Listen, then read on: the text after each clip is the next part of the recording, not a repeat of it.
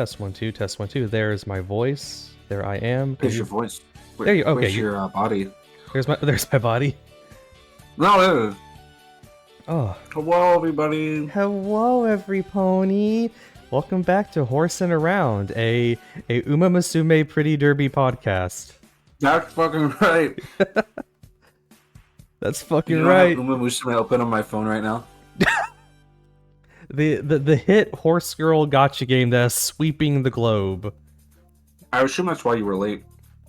I looked at the clock. I was like, okay, it's 10:30. I can get ready for the day. And for somehow getting ready for the day took 30 whole minutes. That's why I was late. Sure. Welcome back to Horse Around. My name is V. This week, my favorite pony is still Apple Bloom, believe it or not. Believe it or not, we have hit a milestone in the show. What, winter wrap-up? Yep, yep. Oh, the Equestria Daily thing. Yep. Winter wrap-up and Equestria Daily. And also the CMC, I guess. Yeah, I think I'm the one who cares the most about that part. But we'll get there. This is the week... Now, is the week of winter wrap-up the week that Equestria Daily actually went live? Yeah. Well, the week after. Oh, the week after. Okay. That makes more sense, actually. Winter wrap-up happened, and then an explosion in Brony popularity, and then Equestria Daily. I did when we got to, when I got to my notes in winter wrap-up, the first note I did make on that was like, this is the episode. Yes, this is... We have to go through one episode first, but, you know. But yeah, but this is the episode. We'll get to that later, yeah. But, first matter of the day, I suppose, then would be Swarm of the Century. Swarm of the Century, Season 1, Episode 10. The second Pinkie Pie episode, technically, I guess. Written by M.A. Larson. I think this is his first writing credit on this show. I think so. It's... I should have looked that up. I should have... hold on. Yeah. I can verify that really quick. I didn't have... I have my notes up, but I didn't... I closed the wiki page by accident. Mm-hmm. Let's see. M.A. Larson... I just want to know, like, what episodes he wrote. I don't want to care about his personal life, dude. Yeah, it's the MLP wiki man. just talks about his life. I want to know what episodes he wrote. Fucking geniuses. Okay, Wikipedia, the regular Wikipedia has it and confirms it. Yes, Swarm of the Century is M.A. Larson's first episode of many good episodes. As a matter of fact, I think he's one of the better writers on the show. I would agree. This is his first episode. Maybe not his best episode, but it's a good one. It's a fine one. It's a good starting point. Would you believe this is a Star Trek reference episode? It's a Star Trek reference episode. It's also an episode. M.A. Larson said that he basically just rewrote Gremlins. Yeah. Basically. It's both Star Trek and Gremlins because this show is made by people who are nerds. This show is made by people who are fucking nerds. I forgot to hit record. Now we're recording. Hi, Holy YouTube. Shit. Hi, YouTube. Oh my god. Well, you can just... Hi, YouTube. You can just pull that off of the Twitch VOD. Yeah, that's true. You can just pull it off the Twitch VOD. Listen, I'm very... You just have to edit the... It's fine. It's okay. So I'm very scatterbrained this morning. It's okay. Uma Musume has been a huge part of our lives for a long time now. And... I'll just pull it from the VOD. So Swarm of the Century... Season 1, Episode 10, written by M.A. Larson. Like we said, his first episode, first of many. Probably his weakest episode overall, but like it's fine because it's like Season 1, Episode 10. And I'm not expecting much from the show yet. Almost everyone's episode is pretty weak in Season 1. Yeah, I don't think there's a lot of standouts compared to like later seasons. Even like going back and watching episodes like Call of the Cutie and Winter Wrap Up, I'm like, these aren't as like strong as I remember them being because like later episodes just outshine them in terms of like just like sheer like writing prowess. But we'll get there later. We'll get there. Swarm of the Century, we begin with, of course, Fluttershy taking care of animals as they always do with her introductions. Mm-hmm. And she finds a fucking thing. A fucking thing. She finds a creature we later will find out is a parasprite. Play on words of parasite. Mm-hmm. Because it's a little sprite. of some kind. Mm-hmm. This is a fun thing for me that Fluttershy doesn't know what this animal is. She's usually the animal knower. She knows what... Doesn't know what this shit is. She knows what normal animals are. Magical creatures... It's a normal animal. I mean, I guess. I guess. I don't know what the hell it is. They never bring it up again. Even in the comics, it never fucking shows up ever again. Because like, what else are you gonna do with Parasprites? We did the whole bit in one episode. You know? Yeah. It's like how it took Star Trek 40, 50 years to like do another episode about Tribbles. And then the episode about Tribbles they did was just recreating the original episode about Tribbles. Yeah. Anyway, yeah, so Fluttershy finds this little thing, and is like, wow, this thing is awesome. I love this thing. And it eats a whole barrel of apples, and she's like, that's probably fine. That's normal. Just brings it into town with her. And we find... I forgot what they were doing, but we go to Pinky's Bakery, and Twilight and Pinkie Pie are talking. Oh, they're remember Celestia's coming. Oh yeah, to visit. Celestia is arriving just to show up. Just to make an informal visit from your god. I feel like this is... We said this was a Pinky episode. I feel like this is more of a Twilight episode because she gets the most screen time. A lot of what Pinky's doing is off screen. It's just... Most of this episode is about Twilight becoming increasingly neurotic, as most of her episodes are. Yeah, Pinky...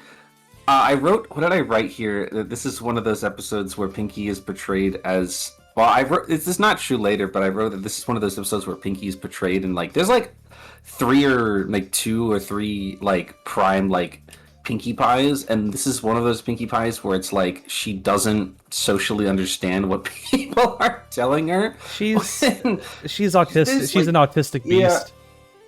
Yeah, she has different levels, and it depends on who's writing her. Mm-hmm. In this episode, Celestia is coming to visit Ponyville, and so everybody's making preparations and all kinds of things for when your God King comes and visits. And Pinky is just eating shit. The cakes are baking things. She's eating food made for God. And Twilight is like, "What the fuck is wrong with you? Stop it!" And Pinky just doesn't register what she's being told to stop doing. She's like, "Nah, it's cool, dude. Don't worry about it." She's testing the cake for poison. Pinky's ability to be socially conscious swings violently from episode to episode. We'll get versions of Pinkie Pie and Griffin the Brush Off, which she's relatively conscious of what's going. Actually, that's not even true. That was only really at the end. There's versions of Pinkie Pie that understand social norms and expectations, and there's versions of Pinkie Pie who are just completely living in her own head, and it just varies on a day-to-day basis. I think silly. With her, she's very silly. And so oh, there's a scene before this that we skipped where it does the Fluttershy thing, and then it cuts to Twilight in her house, and she's just going neurotic apeshit about Celestia coming to visit. And her house is super messy. And we find out. we asked this question in episode 2. Does Twilight read multiple books at once? She does. Yes. And she doesn't finish any of them. And so she just has books laying all over the place. And Spike is getting on her ass about it. It's maybe the fucking house wouldn't be a mess if you just read one book at a time. She's like, don't be stupid, Spike. Leave me alone. I like to read. Leave me alone, brother. I'll finish them later. And then she games Spike into staying home and cleaning up her mess for her. Average big sister moment. And then she goes to check on Pinky, and then Fluttershy does a fun bit where she bursts through the door and then realizes what she's doing, and then immediately shrinks back. She was so excited to show them the creature she found. She kicks the door down. She's like, "Holy shit, guys!" And then she's like, hey, there is a witchcraft is magic bit that lives in my head from that scene. There's a lot of witchcraft is magic bits in these episodes that I kind of half remembered because the Apple Bloom episode has a lot of them too. Yeah, where Fluttershy bursts in and goes, "Look how far I can slide." Stupid. We can't talk about Friendship is Witchcraft, I think. Not for like another, because it doesn't start like what 2013. Yeah, you can't talk about that for a minute. I guess we probably could have, but I didn't go back and rewatch Friendship is Witchcraft. I don't think I will. I don't think I need to do that. For those of you who don't remember or weren't around, Friendship is Witchcraft is essentially My Little Pony, the abridged series. It lasted a couple of episodes, and then some shit happened I don't really recall. It was particularly high-value production, actually. They had original songs and like good voice acting and good mixing and stuff. It was the DBZA of My Little Pony. It was the DBZA of My Little Pony. It's so true. But yeah, she comes in and she shows off her Parasprite, and Pinky's like, ugh. Fuck. Ugh, I hate it. Ugh, I hate it. And then she starts rambling about shit, and then doesn't like explain anything about what the hell she's talking about. She sounds like an insane person. The lesson at the end of this episode is trust your friends, but Pinky doesn't explain anything. Pinky doesn't explain herself, right? So like Twilight and Fluttershy are like, oh wow, what a cute little thing. I don't know what this is, and you think at this point they should be more wary of stuff like that, but they're not. Yeah. And again, Pinky's like, ugh, fuck. Now it's a Parasprite. Now I have to fucking get a tambourine and a tuba. Now I gotta go with a tambourine and a tuba. And they're like, what the hell is she talking about? And then she just leaves without explaining herself. And they're like, okay, I guess Pinky's lost it again. And then just continue on. We go over multiple scenes of the Parasprites are multiplying now. Yeah, they she passes one off to Twilight. Well, like, she comes in and she's got one, and then she suddenly has three, and she's like, that's weird. And she passes one off to Twilight, and then she passes another one off to Rarity in another scene. And then, like, interspersed throughout the entire episode, up until, like, the like, actual plot starts, is, like, Pinky, like, running around, like, trying to get instruments and not explaining herself, and getting, like, frustrated with the other ponies that they're, like, not understanding what she's trying to do, but she, like, won't tell them what she's trying to do. We have to think she assumes they know what she's doing already. I guess. I don't know. I wrote at this point, notice how AJ is not in this part of the episode because she's not stupid. Because Applejack would notice their parasites and like, okay, we gotta get rid of them. Applejack does in fact not know what they are, but I feel like she would at least be like, wait a minute, I don't think I should just let strange animals like into my house for like just because of no reason in particular. And then the scene changes. So Twilight goes to bed, like, and it's like everything's going great. It's all going great. Everything's perfectly fine, and nothing will happen that's bad. And then she wakes up, and there's like 9,000 Parasprites in her house, and they start like breaking shit. and Spike's like, "What the fuck did you do, man? What did you do, Twilight?" And then this is the part where Spike is like, "Oh yeah, I got up in the middle of the night and fed your Parasprite," which is of course the Gremlins reference. Yep. And then we learn from that they multiply when they eat, apparently. And then it cuts to Rarity's house, and one of them vomits a hairball into her face, and then it turns into another Parasprite, which is weird. And then like just cuts all of Ponyville. It's like a billion of these fucking things like run around eating shit. And then this part of the episode, they go through a couple of like plans to try to get them, like to get the Parasprites out. I guess they get Applejack gets the idea that they came from the Everfree Forest. Which, smart idea. That's the forest for all the weird creatures. I don't think they fucking do. I don't know if they do or don't. It's not really clarified. I think Applejack just assumes that. It's just like, what if we just take this Parasprites and just push them somewhere else? What if we just push them somewhere else? So they dump a bunch of Parasprites into the Everfree Forest, and they're like, alright, problem solved. We did it, gang. Nice job, everybody. We still have enough time to salvage this situation. And go back to Fluttershy's house. It's like another fucking 1,000 of them. And she kept one. Well, I kept one. Stupid. Come on. Twilight has an anxiety moment where she dreams about Celestia getting eaten by these things. She does have like an anxiety, like daydream about Princess Celeste being carried off by a horde of bear sprites. Which is really fucking good. And then she's like, "Oh God, we have to solve this." And then they try some shit with Rainbow Dash, and then Pinky accidentally ruins it with her symbols. And and this is when they start like yelling at Pinky for not taking this shit seriously. Yeah. Like Twilight's like, "Are you fucking stupid? There's like a fucking like infestation of weird animals like eating all of our food and stuff." And Pinky's like, "Are you stupid? Are you stupid? I need a fucking tuba. What are you fucking doing?" Again, without explaining herself in any regard. And at this point, they're all too panicked to stop and be like, "Pinky, what the hell are you talking about, man?" Like, they don't care anymore. And so they all run around, and then, like, Pinky's, like visibly angry with them for, like, not listening to her, but she won't fucking tell them. She won't fucking tell them, like, what the hell's going on. It's fine. She thinks going back to an earlier comment, Pinky does think they're idiots. Pinky doesn't think that they're morons. Like, yeah, she does at this point just assume that they're all morons. I guess. I don't know what's going on in her head. 'Cause this is a Twilight episode. This is a Twilight episode.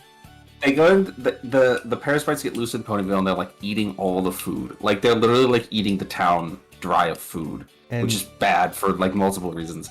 Twilight thinks she can solve the issue with magic, because why wouldn't she? Twilight is like, "Alright guys, I got it. I figured it out. Let me cast a spell," why does this spell exist? "That will stop the parasites from wanting to eat food." Oh, I will cast a spell that will make you never hungry again. You just won't eat. I guess that's the spell she used, and she does it, and it works. And then parasites start eating houses and shit. They start eating inanimate objects that aren't food. They start eating like wood and like metal and bricks and shit. Which then leads to two scenes. One where Rarity finds that the parasites got into her like business and like ate all of her dresses, which probably cost her like several thousand bits in damages. She's ruined. She like just ruined her business. Like, even if it only ate like completed outfits, I would presume that all those outfits were completed on commission, which is several $1,000s of like just destroyed property. She probably had to file something for that. I imagine that's covered right by insurance. That's natural disaster shit. Yep, she probably has shop owner's insurance.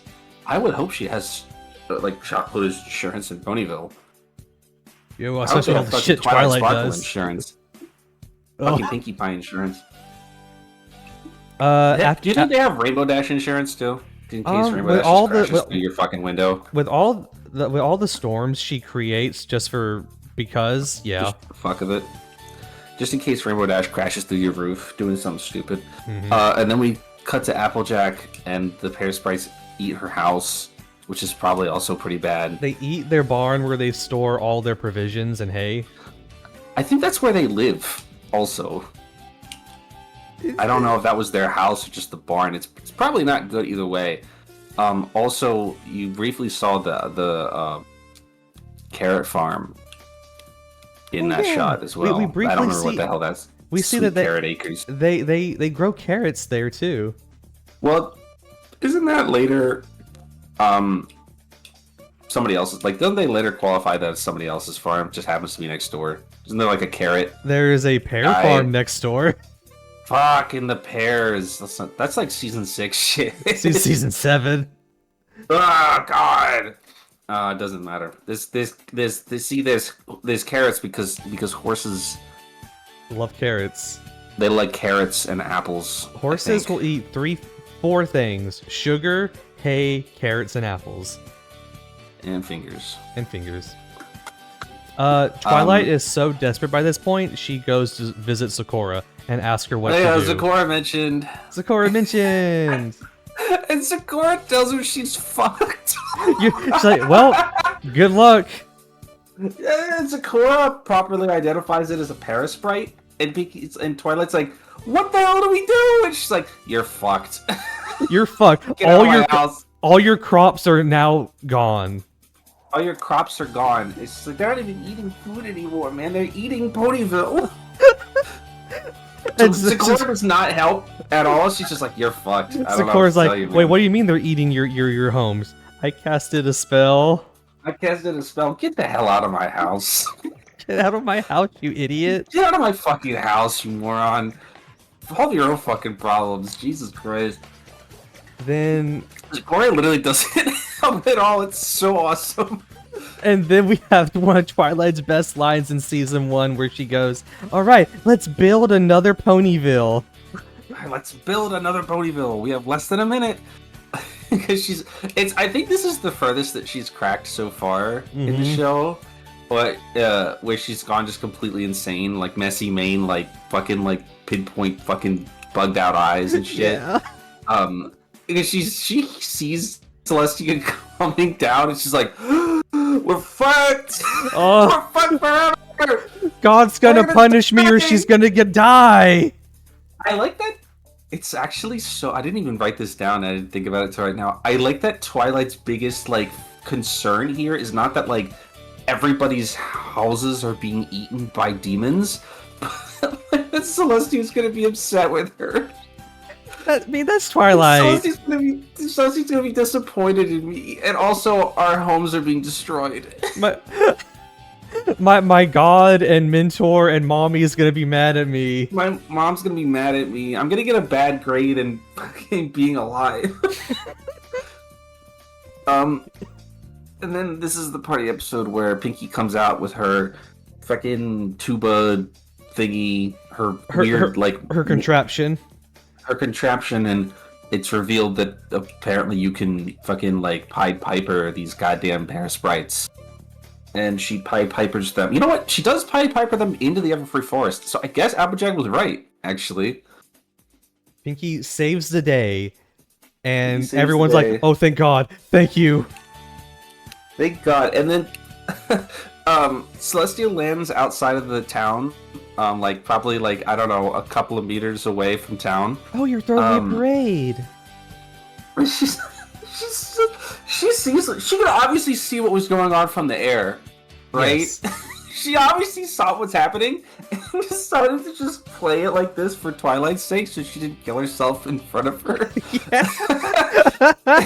And she was like, Twilight, my favorite student, my beautiful little girl who I love so much, and I'm so happy with you, and I'm not mad at all. I see you've thrown a parade in my honor, and Twilight's like, yeah. Yes. I like not understanding that Celestia's like throwing her a bone here. And she's like, yes, that's what we did. Yes, that's what we're doing here. This is a parade in your honor. This is a parade in your honor, that's right. And then Celestia's like, well, I'm sure that you did a super good job at, you know, making a big thing of welcoming you to Ponyville, and it's nice to see you and all your friends. But it turns out there's a secret emergency in Philadelphia. Which I think is the first time I mentioned that city. There's an emergency in Philadelphia that I have to immediately attend to. By the way, and so I will not be able to actually go into Ponyville and see it at all. Yeah. She says the whole thing in this tone of voice that's very clearly, like, she's like smiling the whole time. It's very clear it's very clear that Celestia knows what's going on, and she's just like trying to make it. She just made up an excuse on the way down so that Twilight doesn't have a mental breakdown. She taught Twilight for like 10 to 15ish years that she knows this girl has problems. She saw Twilight like on the ground, like running around like she was on fire, and she's like, oh no. And she was like about to step in and like do something, and then she saw Pinky handle it. She's like, okay, I can salvage this. Like, I can salvage Twilight's like mental well-being out of this. And then it's funny because she'll be like, and there was some parasites in Philadelphia that and she's like, like, not getting it at all, like, cool, that's awesome, all right, see you later. She leaves. Todd's like, we did it, guys. We did it. We saved Ponyville. We did it. We saved. She's like, Pinky, I'm so sorry that I didn't listen to your insane fucking hobo ramblings earlier. And thank you for like, you know, helping me to save my reputation with Princess Celestia. And she's like, more importantly, we saved Ponyville. And then it like cuts to Ponyville like in ruins, Completely destroyed. completely destroyed. We did it, Pinky. We saved Ponyville. Completely destroyed. We did it, Patrick. I don't think my interpretation is that there was no crisis in Philadelphia. She was just lying, just straight up lying. That's my interpretation of that scene. Is that she to was give just them lying time to to repair. Twilight. It's what really put it over the edge for me is that she asked Twilight if she learned a friendship lesson today. Yeah, like, Like, hey, can you give me your friendship Did you lesson in learn person? anything from not? No, I'm not saying that you had some sort of experience today, but if you did you learn anything from it? Maybe like a lesson about friendship? And she's like, I did actually learn a lesson today, and it's that Pinky's fucking insane. Pinky She's very often right for some reason. Pinky is right all the time and never wrong. I will learn to love her. When Pinky says stuff, we gotta listen, which is a lesson that we won't actually learn ever. We have to do the same lesson again a few episodes from now with Pinky Sense. Okay, that's a totally different thing though, because Pinky's like, I hear voices in my head that tell me things. It's like, what? No, you don't. We'll discuss this next episode. God is real, Twilight, and I hear his voice. What? Oh, Yeah. This episode's funny. It's just a stupid episode. what? It's a pretty goofy episode, I will say. It's funny. What ecological niche do parasprites fill? Fucked up little thing. Ecological niche that like locust fill, I guess. I would Which is assume none. Do locusts do anything that's good? When they die, they offer their nutrients to the earth.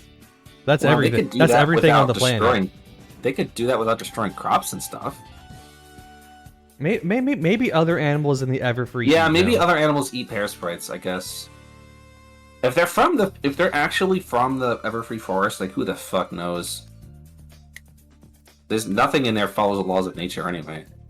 That's true. Yeah. Nothing there actually literally follows the laws of nature in their world. We'll never know because parasprites never come up again. Mm-mm. Because what the hell else are you gonna do with that? One of the many like Season 1 things they just things. drop.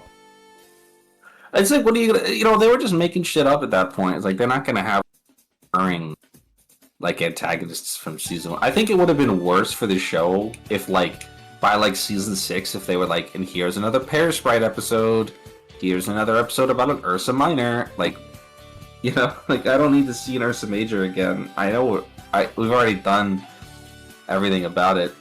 They do bring up the Ursa Major and Minor a lot later on. Do they really well? It's a major plot point for a character's backstory in the movie. Oh yeah, I forgot about that. Well, don't worry about that. Well, we'll talk about her later. Maybe that left over. Now that's speculative. That's speculative. That's the kind of speculative I like. We're just making up bullshit now. That's totally possible, I suppose. There's Just evil things. There is like one thing left over from Discord's Rampage in season 3. Season 4. Oh yeah. We'll get to that later. We move on to season 1, episode 11, Winter Wrap Up, which aired December 24th, 2010. Written by Cindy Moreau. We did it, lads. We go ahead. Cindy Moreau, who's a infrequent writer for the show, I believe. Barely writes. I think for the we've already show. watched one of her episodes, but I think she usually does more on the storyboarding side of things. We have reached the episode that made the fandom explode. This is the one. This is This the one is, that breached containment from 4chan. Took 11 weeks. It took 11 weeks and one song, really, is what it took. Yep. Because the rest of the episode isn't like particularly special. It's a good episode for sure, but there's nothing else in the episode that's like really like containment breach worthy. other than the song, which Yep. is like this. Everybody knows the song. It's Winter Wrap Up. This is It's the song. this is a spring episode despite airing on December 24th. Technically, it's the episode is set in the last day of winter. And then later on we have an autumn episode immediately after. You know what? It doesn't really matter, does it? No. It's just nothing interesting happened the rest of spring. It may have been a good idea to have that sort of little time skip in there, since we do end the, let's call it the spring part of the show with the Cutie Crusaders founding, so we got to give them a little bit of time to really like get their off screen, I guess. Mm-hmm. This, I don't know. In December 2010 and like January to February of 2011, you could not go anywhere without hearing the winter wrap up song. It's the song. Like, it's the song. Any YouTube or popular forum site or even like early Tumblr. Oh yeah. It's there's nothing else really to say. It's the song. It's catchy. It's an ensemble piece. I have had it stuck in my head for 15 years. 15 years. It's probably even stacked up still probably one of the better songs in the show, like across all of the entirety of the show. It's catchy. It's simple, it's catchy. That's really all that you ask for in some of these songs. Some of them try to do too much. I would say that it ranks within the top 10 like over time. I feel like the songs in the show kind of peaked around like season 2, season 3, really. And then I feel like after that they started doing too much, or there weren't a lot of songs in some seasons. I feel like season 2, season 3 is where like it really hits like its stride, and then it kind of gets a little like up and down from there going forward. There's lots of songs in like season 1 that are kind of like whatever. I feel like really like. Go ahead. Season 2 and season 3 is where they start leaning into the show being like a musical. Yeah, they had a lot more to do with those seasons. Like, this is the song until like Laughter Song in like season 2, the Pinky song, which is like great. The middle of that season. The Smile song is so great. Yeah, the Smile song. That's what I meant. The Smile song. That's like that became like the song for Bronies, I think. Like, when a wrap up was like the song that got people into the show, but like I remember, this is way off topic, I remember when that episode aired, it felt like everybody loved it. It was like the number one thing that everybody could have, that we all that episode is kind of weird. It is divisive, but it has a great song, one of the best songs in the show. The episode itself isn't that good, but the song is really great. Anyway, we begin winter wrap up with Twilight waking up at like 3 a.m. to get ready. She's so excited. It's her first spring in Ponyville, and she knows that they clear up the season by hoof, no magic. For those of you, just as a quick refresher, seasons are changed via magic manually in the land of Equestria. Snow does not melt on its own, and the temperature does not change on its own, and rain doesn't fall on its own, and all these things don't happen on their own. They all have to be done manually. Horses control this world. In everywhere else in the magical land of Equestria, the transition between seasons is done via magic. They're not really explained how that is, but presumably it's some sort of automated process or just something really particularly easy to do. I don't know. So, because Ponyville was founded by Earth ponies, so says Twilight, they have a tradition of changing the seasons over by hand, by hoof, I mean. And so they've kept that tradition alive up to the modern day. And this is Twilight's first winter wrap-up in town. You know, living here, she's very excited to participate, which is a big change from how she used to be, where she couldn't give less of a shit about group activities or like traditions or such things as that. It's a really like it's very cute for her. It's a really good way to show how much she's changed as a person since like before the Nightmare Moon stuff. This If you episode, plopped Twilight, what? this episode and the sleepover episode show the writers are trying to make her more open and friendly. Yeah, she's trying her hardest to be a more well. You know, she's really taking the friendship lesson, living in Ponyville to heart. She's changed a lot in the last couple of months since she started living here. If you plopped Twilight Sparkle from Canterlot here, she wouldn't give a shit. She would be like Spike and complaining about why don't they just use magic? Why don't they just Because fucking use Spike's- Are they stupid? Are they stupid? Fucking backwater ass Earth Pony fucking town. But now she's really excited for it. She's so happy to be a part of it. So happy that she tries to leave her house at 3 a.m. and bother Spike about it. Which he is tired the whole episode. This is his character the whole episode. He's little baby dragon. He's a little baby guy. Little guy. He's a baby dragon. He needs to sleep. She woke him up early so he could do nothing but fucking. She could have just left him at home. Honestly, We know the library has multiple rooms. Why doesn't Spike have his own room? Because he's a baby. He doesn't even have his own. Let's talk about the fact that Spike sleeps in a dog bed. Twilight he doesn't gave have her, like a bed, man. He's got like a dog bed that he sleeps in next to Twilight's bed. Twilight gave her baby brother a dog bed. He obviously doesn't care that much. I guess he's fine with it. He would have complained about it, you'd think, if he didn't like it. I think he does get his own room when they move to the Crystal Castle in season 5 or 6 or whatever that is. He does get his own room in the castle. Because at that point he's a big boy. Sort of. Sort of. He's got wings. He's got. God, that's not till season 8. Oh, really? Well, at some point he becomes a big boy, capable of living his own life and making his own decisions. And so, also because Twilight doesn't have time in her day to like drag him around everywhere. They don't have time for that anymore. She's very busy.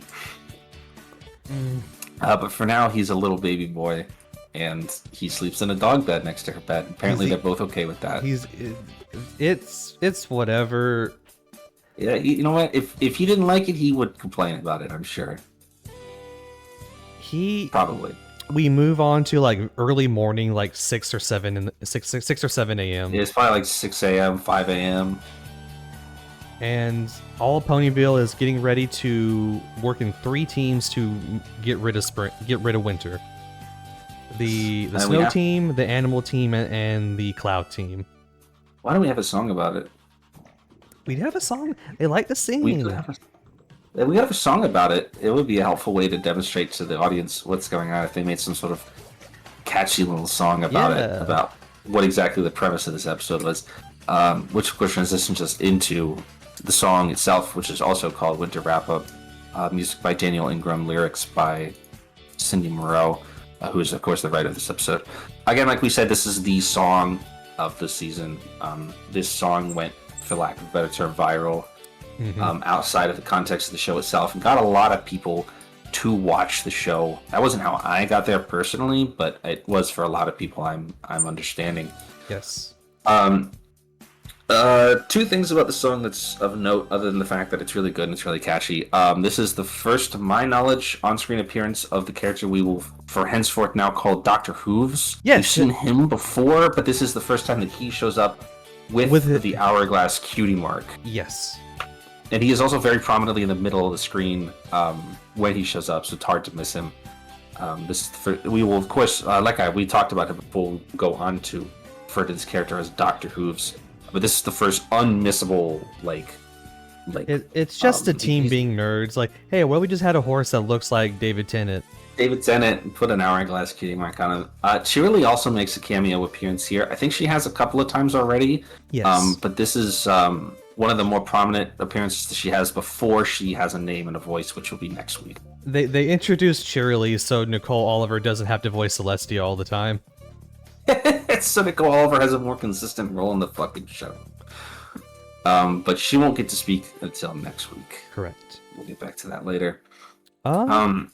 Twilight then asks around, like, hey, what can I do? She goes to Rainbow Dash first and asks, hey, can I help? Stupid. And Rainbow Dash's like, you don't have any wings. I wrote that Twilight briefly laments the fact that she doesn't have wings, and I thought that was funny, considering that she will have them later. Not for another Spoilers. 2 seasons, girl. But still, maybe she felt it somehow. Maybe Twilight had like wing dysphoria her whole life. I mean, I imagine amongst ponies, some of them might wish they were born a Pegasus or a unicorn. Probably. Mostly Earth ponies. Earth ponies, yeah. I don't think is that ever a theme that's explored in the show at all? Like racial dysphoria? I mean, with Scootaloo. She literally has an episode later on where she, like, wishes she could fly. Well, that's not I mean, she is a Pegasus. Yeah, she is a Pegasus. Has small wings. It's that's just, not like a... yeah, like, she has a disability. It's more like a where, disability than dysphoria. I don't think we ever had an episode where like an Earth pony has wished that they had wings or something like that. True. I feel like most ponies exhibit a pretty strong, for lack of a better term, racial pride. In general, But yeah, but like, so at this part of the episode, and the song does this as well. It sort of highlights Twilight's having anxiety about like how she can have, because the rule, like the gist here is that like they don't use magic at all. Yes. Like, even unicorns don't. I mean, Pegasi do because they have to fly, and that's just like there's no way around that part. It's all them physically getting rid of everything. But like unicorns don't use magic. Like they don't cast magic spells or even use levitation, as far as I could see. And so because again this is tradition, and so Twilight, who's again like special talent is magic itself and relies heavily on magic in her day-to-day life, is like lost and a little bit nervous about what can she even do without her magic. Girl who's never done anything in her life without magic. Yeah, it's like it's her main thing. It's what she's best at doing. So when they tell her she can't do, the thing that she's best at, she's a little lost about what to do. And also because Winter Wrap-Up has terrible management direction. Find out later. Mayor Mare is not good at her job. We need to impeach that bitch. She sucks at this shit. I don't know. What does she even do? She was elected. She's the mayor. What does she do? Mayor Mare's job is to, every time there's a crisis, is to pick up the fucking Powerpuff Girls hotline and call Twilight Sparkle. Be like, Twilight! We know why she's there. She's there to give Spike's voice actor something else to do. That's fucking right. That's absolutely right. I wish Mayor Mare had more to do. I think she's a couple episodes later. Mm-hmm. Kathy Weisluck? However you pronounce her name. Weisluck, I believe. Yeah. Great voice actor.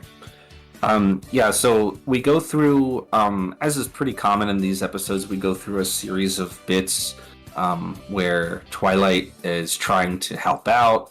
She tries to help Rarity make birds' nest, because birds don't know how to do this. Apparently not. I guess, the ponies are really the stewards of the land in many ways. Imagine being another species living in Equestria, and you have to complain to your local horse weather committee. Yeah, that's probably why most other species don't live in Equestria, I guess. They're like, hey, oh fuck, man, my crops are dying, and the Pegasi haven't been doing shit. That's why Applejack is here to fight. Without Applejack, all the crops in this town would die. Yeah. Fucking Pegasi are all stupid. She tries to help Rarity and fails. She tries to help Pinky, she fails. She tries to help Fluttershy. Fails. You guessed it. She fails. For the Pinky scene, I like this is probably the first official Twilight moment in the show for me. Maybe so. Because every other episode beforehand, Twilight has been so mean to Pinky. She does treat Pinky nicely in this episode. She gets bummed out. Pinky says some stupid shit. And Twilight's like, that's not helpful. And she's like, did it make you feel better, though? She's like, a little bit, yeah. It was really cute. It's a really cute scene. A little bit. It helped a little bit. So this guy Spike's the mean one in this episode. Yeah, they take turns, It's him. Well, this feels in character because he's being mean to his big sister that woke him up for no reason. Twilight and Spike are both kind of mean-spirited people, because Twilight raised Spike, and Twilight's kind of mean-spirited sometimes. So if one of them's like not being the mean one, the other one will pick up the slack. Yeah. Which is so real for them, honestly. Mm-hmm. Like Twilight's out here trying to have a good time, and Spike's like, man, shut up, I don't care. Can I go back to bed, man? Shut the fuck up. Twilight's like Spike's not helping or anything. He's just here to whine about stuff. It's awesome. Oh yeah, she tries to help Applejack, and the whole time, oh, I wrote. Wait, before we move on from the Fluttershy stuff, I wrote a note that says that Twilight lies that she's good with animals, and I wrote that she's lying to herself. She literally lies. She tells herself it's I'm great okay. with animals. No, you're not. She's lying to herself. She's like convincing herself. Oh, I'm so great with animals. I love animals. I love animals. No, I love animals. The Fluttershy's like, yeah. Yeah, sure, Twilight, I believe you. Yeah, whatever you say, man. I need help, so I can't say no. Do snakes hibernate? Hold on. Twilight has an accurate reaction that horses do have to snakes. It says no. Snakes do not hibernate. Instead, they enter. Okay. They don't hibernate, but they do something similar to hibernation. Apparently. So I will not. Good enough. Well, good enough. I won't knock off a point of accuracy from the children's cartoon, My Little Pony. You know what? Snakes and horses don't famously very much get along. So she was on her shit on that one. She has an accurate reaction a horse would have to seeing a snake. I think anybody would have that accurate reaction if they're expecting like a bunny rabbit or something, and like a bunch of snakes jumped at her. Yeah. And you know, Fluttershy's a freak, and she loves all animals. Fluttershy could have warned her. Hey, there's snakes in that one, by the way. Yeah. There's snakes in that one. Just so you know. They might bite wow, you. That's cool. Don't worry. You might get scared because there's snakes. Okay, cool. What's in that one? Fucking bats. Okay. Do you have any like chipmunks or some shit? Come on, man. It's my first day. Don't worry. If they bite you, I have some anti-poison in my house. Okay, cool. No, if they bite me, they have to put me down. They have to put me down, Fluttershy. They have to put me down, Fluttershy. Zagor's gonna have to come out here and put me down. Fuck. And then Twilight tries to push a plow to get rid of the snow. I don't know why she even let her try. She's a weak nerd. She's a weak nerd, Applejack. Come on, man. Let her plant some seeds or something. Jesus. I mean, props for her trying, but it's like we all know she cannot push that plow by herself. Spike's peer pressuring Twilight into using magic finally gets to her, and she casts a move on your own or whatever spell on the. Funny enough, not telekinesis, just animates it. Yeah, she just casts a spell to animate it, which is weird. And it, as almost all of her spells do, it goes out of hand and causes a big mess. Applejack yells at Twilight for using magic. Twilight cries, gets upset, and runs away. Yeah, like she doesn't yell at her. She doesn't yell at her. She has like tears in her eyes and shit. It's awful. It's one of Twilight's breakdown moments. Twilight cries and runs away and hides in a bush for a while. And Spike stays with her and tries to talk to her. He calls her sister, which confirms their relationship during that scene of how they think of each other, which is a nice little moment with them. And then while she's hiding in a bush, feeling sorry for herself, she overhears the team leaders arguing about how fucking shit they are at this stuff. They're so disorganized. Mayor comes out here and just starts like throwing her hooves around, yelling and shit, like, you fucking idiots! We're gonna be late again, and all the other mayors are gonna laugh at me because we suck so bad. It happens every year. You guys are the worst. I hate being here. I hate living in this town. I hate it. I hate you guys so much. Twilight grabs a bird and crushes it hard enough to scream. That was horrible. Wait, before they do that, though, one of the other Pegasi does mention an off-screen Pegasi named Ditsy Doo, which people will come to went the wrong direction to get migrating birds, and everybody immediately took that as a secondary name for Derpy Hooves. Yes. Which was used very sparingly by Hasbro in some merchandise in like 2012. When they did the blind bag figures. Yeah, I think that her name was Ditsy Doo on those. I think it's like starting like 2014, her official merchandise name was Muffins. Apparently, they even copyrighted it. It's like she has 4 different names: Ditsy Doo, Muffins, Bubbles, Derpy Hooves, Bubbles, fucking yeah. She's got several names, but a lot of people took Ditsy Doo as the official name for Derpy for a while. It wasn't, but that was like it was never really like an argument or a split or anything like that. But like some people would call her Derpy, some people would call her Ditsy Doo. Mm-hmm. We took it to assume that was meant to be the same. If it was or wasn't, I don't know. They probably just made up a fucking name. Because Derpy was never supposed to exist at all in the first place. That script might have already been written before that animation error was even made. Yep. But a lot of people like a pick aside that's stupid. That's probably our girl. That's our girl. That's our girl. She never actually she shows up in a crowd shot in the episode. She doesn't show up like after that name is mentioned or anything like that. So we never get any confirmation as to who Ditsy Doo is. But like, it's probably that's our girl. That's our girl. And yeah, then Twilight grabs a bird. Yeah, she smacks the shit out of a bird, and she's like, sorry. My bad. And Twilight's like, alright, I'm gonna do what I do best. Organizing. she's like, Spike! She hears them, like, complaining. She's like, Mayor's like, I wish we were more organized. And like, a fucking light bulb goes off in her head. She's like, oh! Spike! Get me a fucking notepad. Give me a checklist and a pencil. Give me a checklist. And she immediately... Twilight Sparkle finds her true calling, administrative management. And it's to make hundreds of other horses work through the night. Well, they fucked up so bad. It's not her fault, right? Yes. Like, Mayor's rant was like, there's no possible way that we can finish this before nightfall. Like, you guys have fucked up so tremendously. Again... And we do this every year. We fucked up so tremendously that we will never be done with her around before spring actually starts. And so everybody's going to laugh at us again because we're fucking cringe. And Twilight makes everybody work through the night. So they work from like 6 a.m. to like 24 hours straight to get this shit done on time. And they did it. And Twilight was like, I love Winter Wrap. Dear Princess Celestia, I'm so good at telling other people what to do.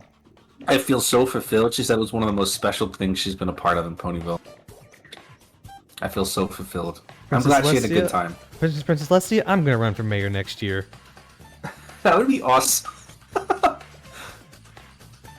Twilight and Celestia, knowing that she's going to be a princess in the future, is like, maybe don't do that. Maybe hold off. Maybe hold off on that for a couple of years. You never know what might happen in, I don't know, a year or two. Like a year or two, or like 18 and a half months, 3 days and 4 hours. Also, hey, how do you feel about the idea of becoming immortal? Oh, that'd be scary. That'd be scary, Princess. I feel like this point Twilight Sparkle like, that sounds awesome. I can read books forever. Not thinking about it. I can read books forever. I feel like the way that Twilight's brain works is she didn't really like comprehend the. I don't think she realized that she was immortal for a long time. And then like later in life she's like it took her several years of that to like actually grasp the like metrics of what it means to outlive everybody she's ever known. The fact she's going to live longer than the span of 1,000 years. It's fine. You know, dragons live a long time. So yeah, she'll have her brother. And most of her family's immortal. Well, her sister-in-law is immortal. Her sister-in-law is immortal. She will watch her brother pass away with time. Her sister-in-law and her niece are both immortal, but yeah. I guess her brother's not.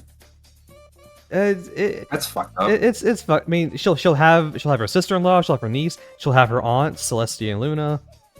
Is what's that thing's name? What thing? The baby? Oh, Flurry Heart. Oh yeah, is Flurry Heart immortal? Yes, she is full alicorn. She is an alicorn? Yes. How does that work? It's just we'll get to it in season 6, but alicorn it's fucked up. Alicorn genetics are so strong they overwrite any other horse they fuck with. which It's means so awesome. which means canonically Celestia and Luna and Cadence did not fuck for centuries. Well, they just didn't. They didn't procreate. Well, Cadence is like the same age as like Shining Armor is, because she wasn't born as an alicorn. She became an alicorn, correct? She used to be a Pegasus, I think. They did. There was like a short story about her that they published. I refuse to believe. What she was like before.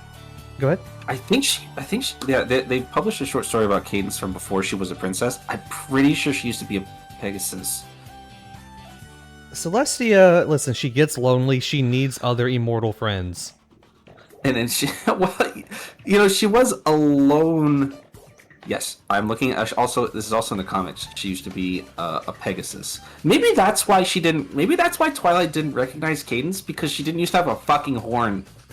Yeah, she didn't used to be a deity. Well, it's not even like that. She didn't used to be a deity. I mean, there used to be a fuck.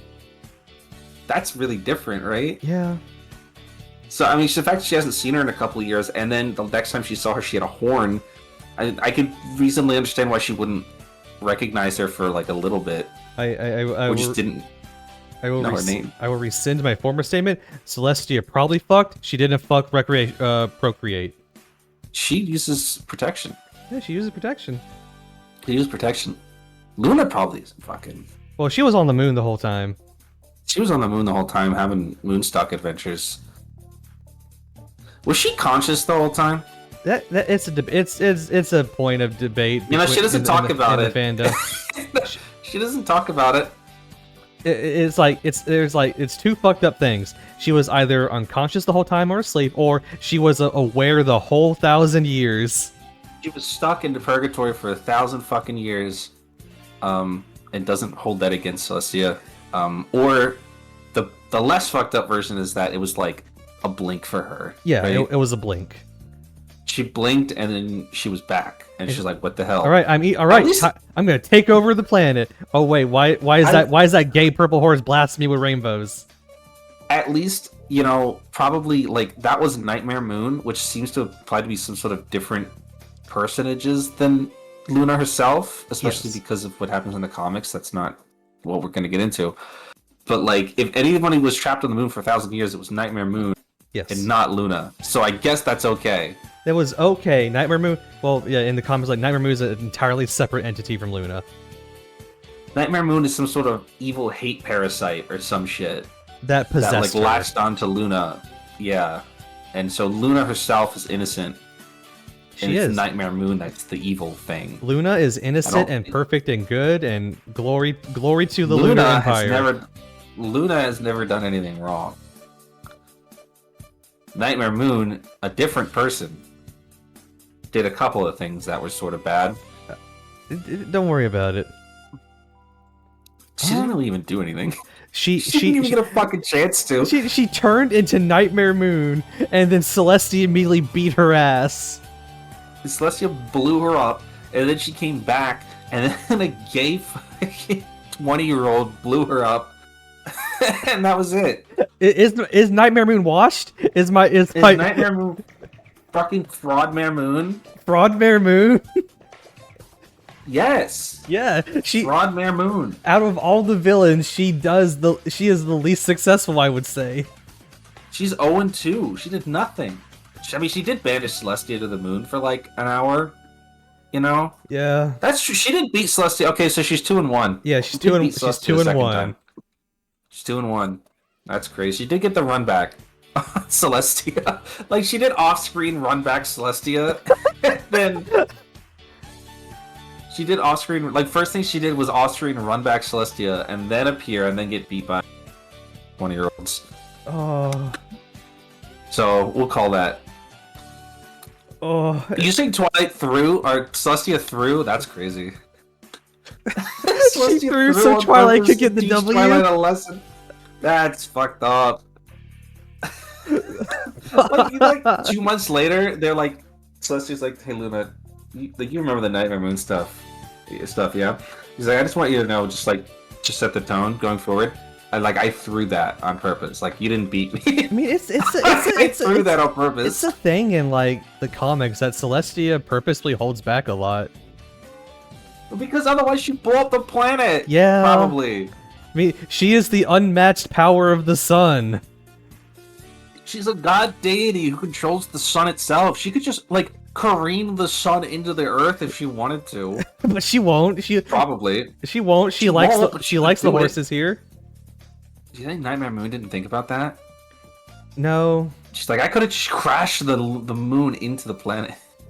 I could have done some Majora's Mask shit on these motherfuckers. She could have, but no. She wants to rule an empire. Rule an empire after killing like 9% of the population. Yeah, don't worry about it. Don't worry about it. All right, Call of the Cutie. Holy shit, Call of the Cutie, season 1, episode 12, written by Megan McCarthy, a long-term writer for the show. This is the. It's not really the Cutie Mark Crusaders episode. It's actually just like the last Apple Bloom episode. It's before we actually established the Cutie Mark Crusaders, because the only two are only in like the last 2 minutes of the episode. It's the beginning of the CMC. Yeah, this is really Apple Bloom's first real starring role as like a protagonist. Yeah. She was in what's this core episode called? She was in the Zecora episode, but really the like focal point of that episode was still Twilight Sparkle. This is where we follow Apple Bloom in every aspect of the episode. Like, we don't move away from her. Just her episode. Because she's the Twilight Sparkle of the Cutie Mark Crusaders. She is the quote-unquote main character of the Cutie Mark Crusaders. She's like the secondary protagonist of the show. Sweetie Belle and Scootaloo are her supporting characters. They are to her what the others of the main 6 are to Twilight Sparkle. Mm-hmm. Sweetie Belle and Scootaloo do get their own episodes later where Apple Bloom plays a more supporting role, but for the most part in these earlier episodes, Apple Bloom is usually center stage, as she's the leader of their little group of morons.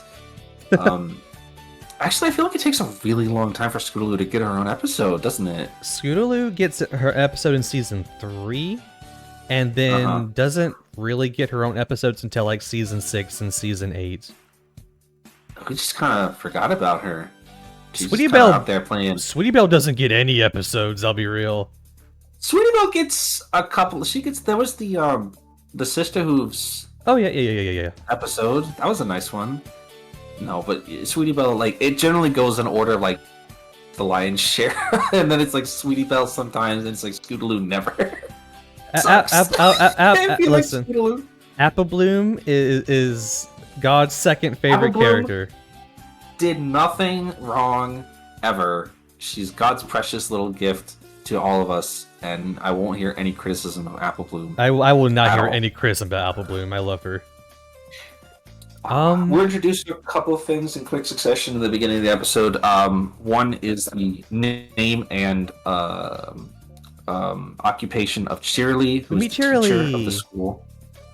She also explains, finally, 12 episodes into the season, what a cutie mark actually is, and what it means to have one, and what they mean per pony. That it's the mark of your... Sorry, go ahead. We hear about special talents in Ghostbusters. Oh yeah, we did hear about that in Ghostbusters, but she gives us the actual lecture of like what that really means and like how a cutie mark appears and such things. And we're also then introduced to the derogatory term blank flank. A slur in horse world. Which is a slur for ponies who don't have their cutie marks yet. We're also introduced to the people who will say that slur the most. Diamond Tiara and her ass kisser, Silver Spoon. We are introduced to Diamond Tiara and Silver Spoon, where the characters that exist to make every single CMC episode a bully episode. They're the bullies, and later they're more like rivals, I suppose. And even later than that, maybe friends even. And then they never show up again after season 5.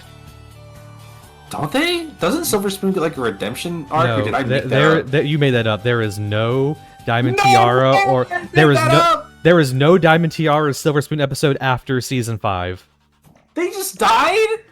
They just don't. They died off screen. They just don't appear anymore. I guess because they use them to completion. Like, what else are you gonna do with this? I can't believe they didn't get a redemption arc. I swear I thought Silver Spoon did. That must have been fan fiction I read sometime. That must have been a fan fiction that was so good I thought it was in the show. You read a fan fiction so good you thought it was canon. Yeah, I read a fan fiction about how Silver Spoon like made friends with the Kingdom Hearts Crusaders and like got out of under Diamond Tiara's fucking like toxic fucking hate In aura. Mysterio, in the episode where the CMC get their cutie marks, that is the Diamond TR redemption episode as well. Oh, and maybe Silver Spoon. Maybe Silver Spoon. I don't particularly remember. And then they never show up again because they have no depth out of that.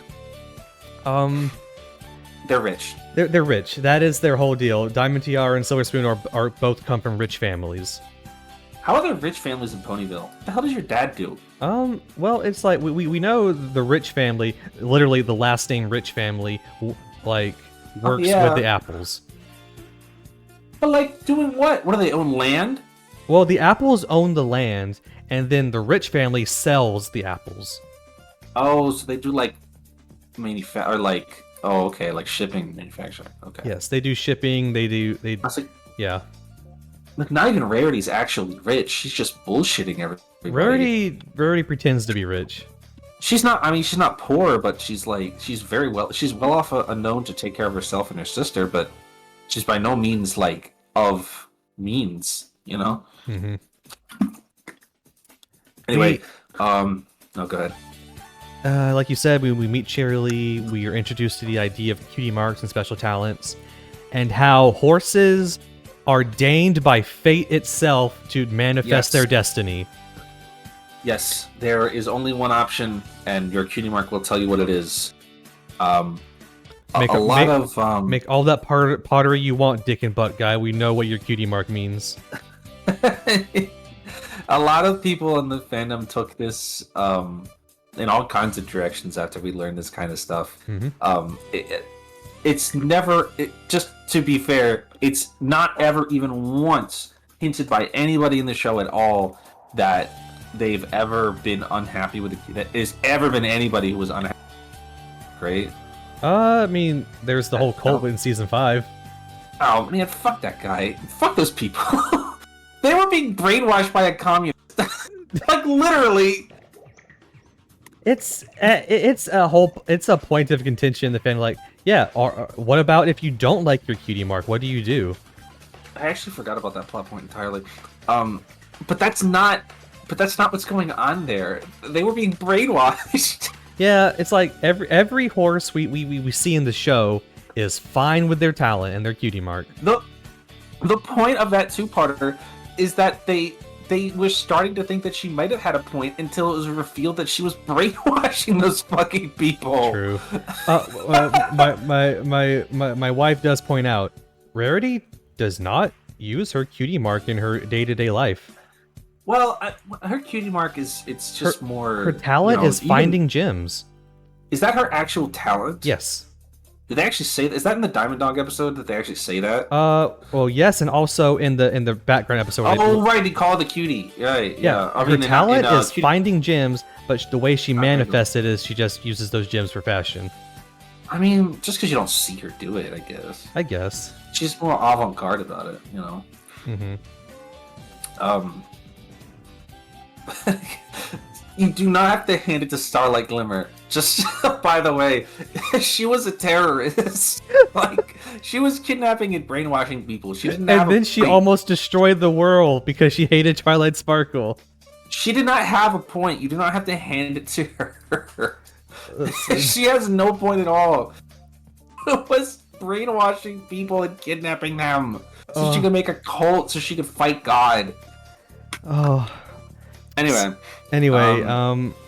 Apple Bloom gets called a blank flank, and I wrote down, if I were Apple Bloom, I would beat up Diamond Tiara, but that's just me. I would have thrown hands. You know, Applejack taught her from a young age not to use her hooves for violence, because I would have thrown those fucking things.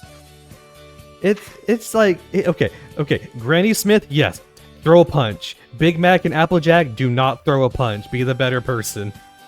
Do you think Applejack was kind of a ruffian when she was younger? Oh And she yeah, learned- absolutely. and she didn't want Apple Bloom to be like her. Absolutely. She's like, all right, Apple Bloom, don't go beating folks up, okay? Now, when people talk that shit to you, I know you're really gonna want to just beat the shit out of them. I mean, just really kill them. But don't do that. Don't do She's that. Like, what are you talking about? Like, don't do it. It's not. It's bad. Hitting people, it feels really good, and sometimes sometimes it just feels really good, but you shouldn't do that. What? What? Big Mac's like, no. Back it off. Back it off. No, back it You're doing off. it wrong. Back it off. Back it off. Back it off. Back it off. You're doing it way too. I could see Applejack being like kind of a delinquent, like maybe like around the age when her parents died. You know? Yeah, absolutely. Like she needed she was lashing out. She needed an outlet. Yeah, I could see it. She's certainly prone to violence in some instances. I mean, Applejack's the first one to just run up and kick the Manticore in episode 2. That's what I'm saying. She's prone to violence. Sometimes she forgets herself. She just starts swinging. Herself. It's like her and or it's like her and Rainbow Dash. But Rainbow Dash is just an idiot. Yeah. Rainbow Dash is a fucking poser. Rainbow Dash is an idiot with bird bones who Applejack can snap in half. Like, I think that Applejack was actually a punk. You know, like I choose to believe that. Town. But I think that Rainbow Dash is a huge poser.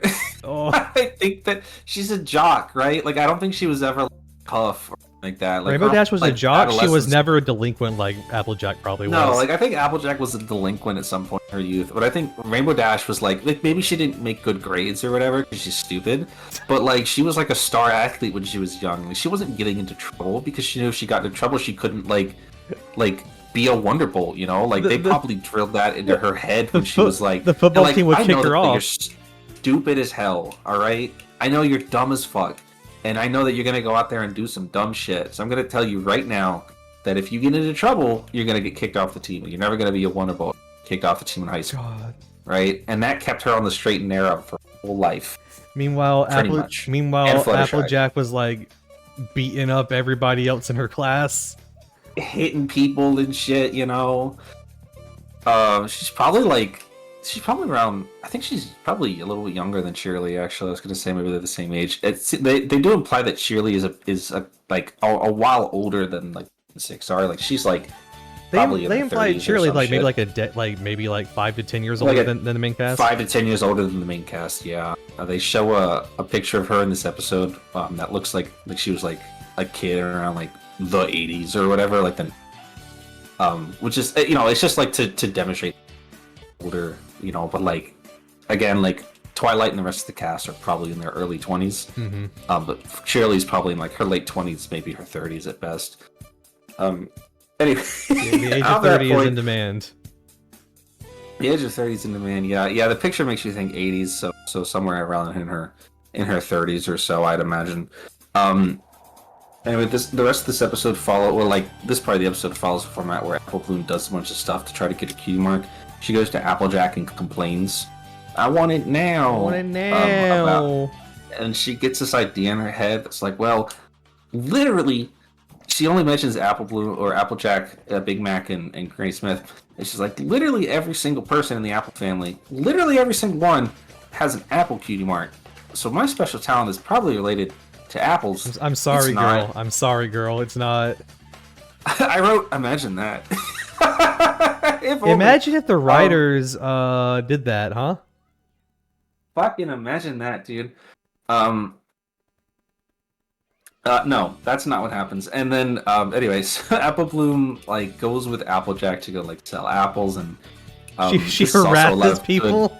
She does harass people. This is a lot of good friendship is witchcraft bits in this sequence as well, by the way. She harasses some customers and it does a bunch of dumb shit, gets them in trouble. She harasses Dr. Hooves. She does harass Dr. Hooves into buying apples. She does at one point mention that they take credit, which means that credit exists in Equestria. Credit cards exist. You can go into debt in Equestria. Gambling debt, even. You could go into you can owe them money later, and if you don't pay them, Apple Bloom will send Applejack to beat you up. A Big Mac will come and break your fucking legs. You know? Big Mac will show up at your house and break your fucking legs if you don't pay off your Apple debt. Now that I know that, now that I remember that horse debt is real, how much debt do you think the Flim Flam brothers are in? Oh, I mean, it's why they literally go town to town as con men. They're running from so much debt. Like if the law ever, that's not their real names because found them, fucking kill them. If they ever stepped a single hoop in Canterlot, they will be shot dead on sight. There's like several towns that have like their names at like the town hall, like pictures of their faces and like the fucking police station. They're shoot on sight. They are wanted men. Wanted criminals. They're probably banned from Ponyville too. After what happened in season 2. Yeah. Anyway, Apple Bloom does a bunch of bullshit. It doesn't work out, and then she goes to Rainbow Dash, and Rainbow Dash is like, "Why don't you just do a bunch more bullshit, and we'll see if your cutie mark." Just do try and do a bunch of shit, bunch of cool shit, bunch of cool shit, like I don't know, hang gliding or karate. Try hang gliding, or like do some karate or some shit, and then she does all that just to spend some airtime, and it doesn't work. Sort of the thing of this, it's a very real feeling, honestly, is she's embarrassed to, so like Diamond Tiara just got her cutie mark like last week, and it's really funny. I think that's a really funny way to show how like shallow she is as a character, because like she was like a blank flank until like 6 days ago, Yeah, and now that she's not, she's immediately just shitting on Apple Bloom. I would like to point out, when you get your cutie mark, you throw a cute Cinera. Yeah, quinceañera, which is based off a quinceañera. But it's for cutie marks. It's functionally the same principle. It's like a coming of age, sort of thing. Although that's not really how it's portrayed in the show, but I imagine that's the intention. And so Apple Bloom. Go ahead. Since Diamond is rich, the whole town's invited to her party. Yes, which is being held at Sugar Cube Corner, of course. Apple Bloom is invited, even though Diamond doesn't like her. He's just asking her to be there so they can shit on her.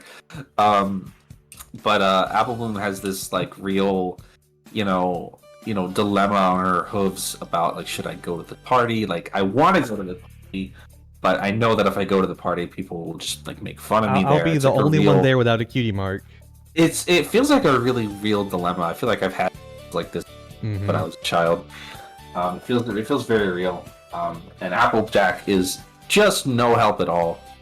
Applejack is oblivious to her sister's struggles. Applejack has probably never been bullied in her life. She was the bully. She was a bully, probably. And so, probably because even like when they were younger, there was probably a period of time where like she could have been susceptible to bullying, but like Big Mac was also like in school, and they probably weren't gonna bully that dude's fucking sister because he would kill him. Probably he would crush them into a little ball and kick it away. He would just straight kill him, but she doesn't have that because her siblings are adults. Yeah, and they're probably not gonna come beat up kids. Maybe. You never know with Big Mac. You never know what that guy's thinking. No, you never know. There are no other kids her age. What's the age of the King of Crusaders? They're supposed to be like they're supposed to be like 13 to 15. 13, 15. This is why, like, I always thought like 12, 13-year-olds. 12, 13, yeah. Like middle school age to me. That's what I always thought. Preteen, early teen. Preteen, early teen, yeah. Like, we see what, like, teenage ponies look like, and they're like that kind of, like, weird, Yankee looking thing that Fluttershy was in her Flash, but we haven't seen it yet, actually. Quinceañera, I mean, okay, a quinceañera is for 15-year-olds, but this is a cute quinceañera, which is for when you get your cutie mark. You could be any age, allegedly. Cutie marks don't come when you turn a certain age. They come when you, like, it's a thing that you have to, like, engage with, right? Like, you can't just, like, I mean, either you can or you can't, I suppose. Like, as long as you're doing stuff, eventually you'll find your talent or whatever. But you have to, like, mentally engage with it, right? This is like a rule of it, right? Because in the, one of Apple Bloom's friends that's like not really ever mentioned again, whose name is Twist. She never shows up ever again. This episode. Twist, and she says something to the tune of like, I always like because she gets her cutie mark making candy canes or peppermint twists, I suppose. Yes. And she's like, I've always liked doing this, but I didn't get my cutie mark until I actually stopped to think about how much I like doing it. You have to. So you have to like you have to have a mental engage state with it to some degree, yeah. Because this is a bit that will repeat in like the next Cutie Mark Crusader episode, where they all very clearly get within spitting distance of what we assume their special talents are supposed to be, but the mental isn't there, and so it just passes them right by, and then they don't actually. Those aren't actually their special talents, as it turns out. But let's not talk about that. Yeah, so you have to mentally engage with it to some degree. So it's not like an age-based thing. It's something that just happens when it happens. Then Pinkie Pie shows up. Hey, you look sad. You want to make cupcakes? No. What she says is... Apple Bloom's like, man, I'm not good at anything. And Pinkie's like, you look like you'd be good at eating cupcakes. And she's like, damn, that's fucking true as hell. And let me go eat these cupcakes. And then she gets there and she's like, where the cupcakes at? And Pinkie's like, I ain't got no damn cupcakes. You gotta make them, girl. You look like you'd be good at making cupcakes, though. And she's like, okay, I guess we're doing that now. It's a weird thing that Pinkie does. We're not gonna talk I don't know about why she did that. We're not gonna talk about it for too long. But this is the origin of the first MLP creepypasta. Is that actually what it is? Cupcakes? Yes, this is the origin of the first MLP creepypasta. Why? Just because she says cupcakes this episode? And yeah, and then Cupcakes was written very shortly after. What? That's nothing, man. It's nothing. Yeah, okay. We're not talking about too much. Cupcakes, I'm sure that some of you are aware, is what we refer to as the first My Little Pony creepypasta, or grim dark, I guess would be a more accurate modifier to give it. It's a retrospective. We have to touch on it a little bit. Yeah, no, it's fine. I've never actually read Cupcakes, actually. Myself. It's whatever. I don't care. It's just like a gore fest thing, right? Like it is a Cupcakes is a. What if Cupcakes Pinkie Pie was fiction? What if Pinkie Pie was a serial killer? What if Pinkie Pie killed people and turned them into cupcakes, and then served it's like she's like some Hannibal Lecter shit. It's whatever. It's whatever. It got really popular, or like infamous, maybe I would say, because it was the first of its kind, and because it's just shock value, right? Like, ooh, cute little pony show for kids. Well, what if Pinkie Pie was a serial killer? What if grimdark? It's nothing. It started sort of that grimdark trend, which would lead to shit like Rainbow Factory. We'll talk about that in the Rainbow Dash episode in a few weeks. Those are the only two I can really think of off the top of my head. Those are the two major ones. I didn't read any of this crap because it's just crap. It's just whatever. It's just ass. It's just whatever. It's like, what if, the whole. They're not even particularly well written. They're not. I think I did read Cupcakes actually at one point. I don't think I ever read Rainbow. They're not really particularly well written. It's just the whole thing is just just shock value. What if Pinkie Pie killed people with a knife and turned them into cupcakes? It's funny that Cupcakes. Are you sure that Cupcakes came around now? It doesn't predate deflated gray Pinkie Pie. It predates. Wow. I did some research. I checked around on some Wayback Machine shit and on Know Your Meme. Yeah, it predates. Wow. It predates Rainbow Factory. Wow. Well, anyway. Apple Bloom is bad at making cupcakes. She's bad at making cupcakes, which feels like if Applejack saw that, she would beat her. It's like, how are you an apple and you're bad at... How are you an apple and you're bad at baking? Apple Bloom... That's kind of the point of Apple Bloom, is that she's really nothing... Or anybody else in her family. Well, it's because she's young and she needs to learn. Well, but no one wants to teach her. Nobody wants to teach her. But I feel like it was clear relatively early on in the show that Apple Bloom's destiny was not to be another to inherit the farm, or that's Applejack's life. That's not Apple Bloom's life. Apple Bloom or Big Mac and Applejack are perfectly happy, living out their days on the Apple farm. But Apple Bloom has her sights set somewhere else, you know? Yeah. Where that ends up is subject for debate, but that was always the intention, I believe, with Apple Bloom, was to differentiate her a lot from her sister. She's not just like baby Applejack. She's like a totally different person. Her interest isn't really in the apple farm at all. Not that she's too young to help out, which is funny because I'm pretty sure Applejack was doing it when she was her age. But they didn't have a choice when Applejack was that age because their parents were dead. Yeah, and Granny Smith was too old. Yeah, because their parents fucking died shortly after Apple Bloom was born. Yeah, it does feel like there's sort of an intent from Applejack not to drag Apple Bloom into it until she's older and has a real. She like doesn't. For Applejack again, like it wasn't a choice. Yeah, she had to do it. Like she had to help out. Like there was no way Big Mac and Granny Smith. She had to help, and she's fine with it. She's made peace with that. Like, and she does legitimately, enjoy her life. But like Apple Bloom has, the opportunity not to be Applejack, and she wants to give her that opportunity. Which is why there's a couple of times in the series where she'll like refute Apple Bloom wanting to help on the farm. Too young.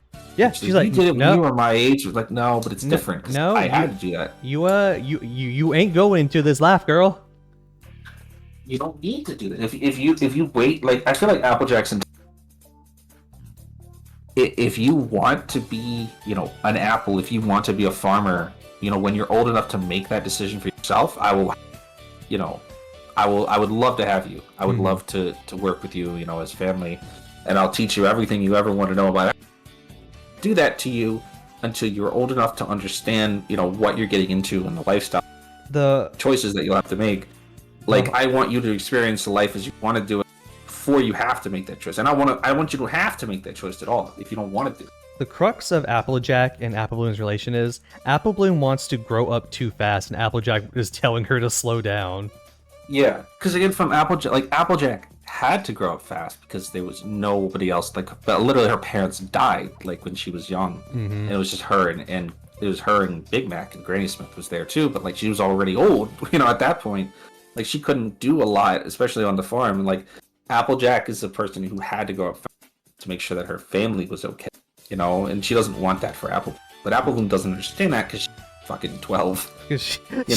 She was literally probably just a baby when they passed, so she didn't know. She never knew their parents, and she never knew the kind of struggle to make sure that they were okay, And again, Applejack's made peace with that. She doesn't hold it. She doesn't want that for Apple Bloom if she can help it. So they kind of butt heads about it without understanding each other's sort of perspectives on it. It's very good. Yeah, it's very good dynamic between these characters. Apple Bloom goes, all right, I'm just gonna go home. And then she forgot the entire town was invited to at the party at Sugar Cube Corner. She lost track of time, and when she picks her head up, everybody's already fuck me. Everyone's here. I mean, it makes sense. It makes sense in a small town like Ponyville, the whole village would be invited. Yeah, I mean, it's just an open invitation. Even Twilight's there. What's she doing there? She tries to escape, and she almost makes it out the door until Applejack catches her. And just obliviously pushes her into the room. Obliviously pushes her into the room. Because again, Applejack just really can't fathom what's going on in Apple Bloom's life. Until she's being bullied and that she's, anxious about her blank flank and stuff. Because they just live so separate lives. She just isn't. Not that Applejack's a bad, sister, or, mother figure, or whatever exactly you want to call her, but, she just doesn't really have the wherewithal to understand what's going on in Apple Bloom's life. Yeah. Or, take Apple Bloom's worries very seriously. And so she just, pushes her back into the room and is like, okay, have fun. All right, hey, your friends want to talk to you. And then Apple Bloom does a really fucking good bit where she ties something around her waist to hide her cutie mark, or lack thereof of a cutie mark. And Diamond Tiara is blank flank or whatever, and she's like, actually, I got my cutie mark 5 fucking minutes ago. I just don't want to show you up at your own party. Diamond Tiara's like, you're fucking lying. Show me that shit right now. And she's like, no, because It's your party. It's your party, and I wouldn't want to, if I showed you my cutie, then it'd be all about me, and you wouldn't want everybody to forget about you at your own party. Like, she like dials in on like Diamond Tiara's like insecurity about like being special or whatever. Mm-hmm. It just like completely works her. It's like, fine, I didn't even want to see it anyway. Whatever, fucking get out of here. It's like, okay, I'm gonna leave now. Apple Bloom trips, turns around. And everybody sees she has a blank flank. And then Diamond Tiara loudly calls her blank flank and adults, and none of them are like... Every adult at this party just lets this child bully her. Yeah, like there's like several adults, including the cutie, or the main six, at least some of them are there, and they just don't stop Diamond Tiara from just like relentlessly bullying another child. Where the hell is her father? Where are your parents at? I feel like AJ just watching like, I'll let Apple Bloom do it just this once. She gets one. Apple Bloom? Applejack's like, I'm gonna let her handle this. Her big pony. When I was her age, I would just knocked her goddamn teeth out. Listen, if Apple Bloom like attacked Diamond Tiara there on the way back home, she's like, good job. Don't tell Big Mac. Don't tell Big Mac. I'm so proud of you. Do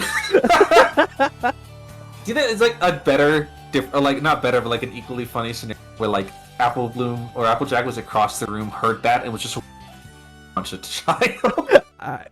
Yeah, she was like making her way over there to just like lay a fucking off, and then just knock this child across the room. Just knock that fucking kid through the wall. You like look behind her, she's like fucking like hoof raised, like ready her face in. That fucking tweet about Cell walking towards Vegeta with his fist raised.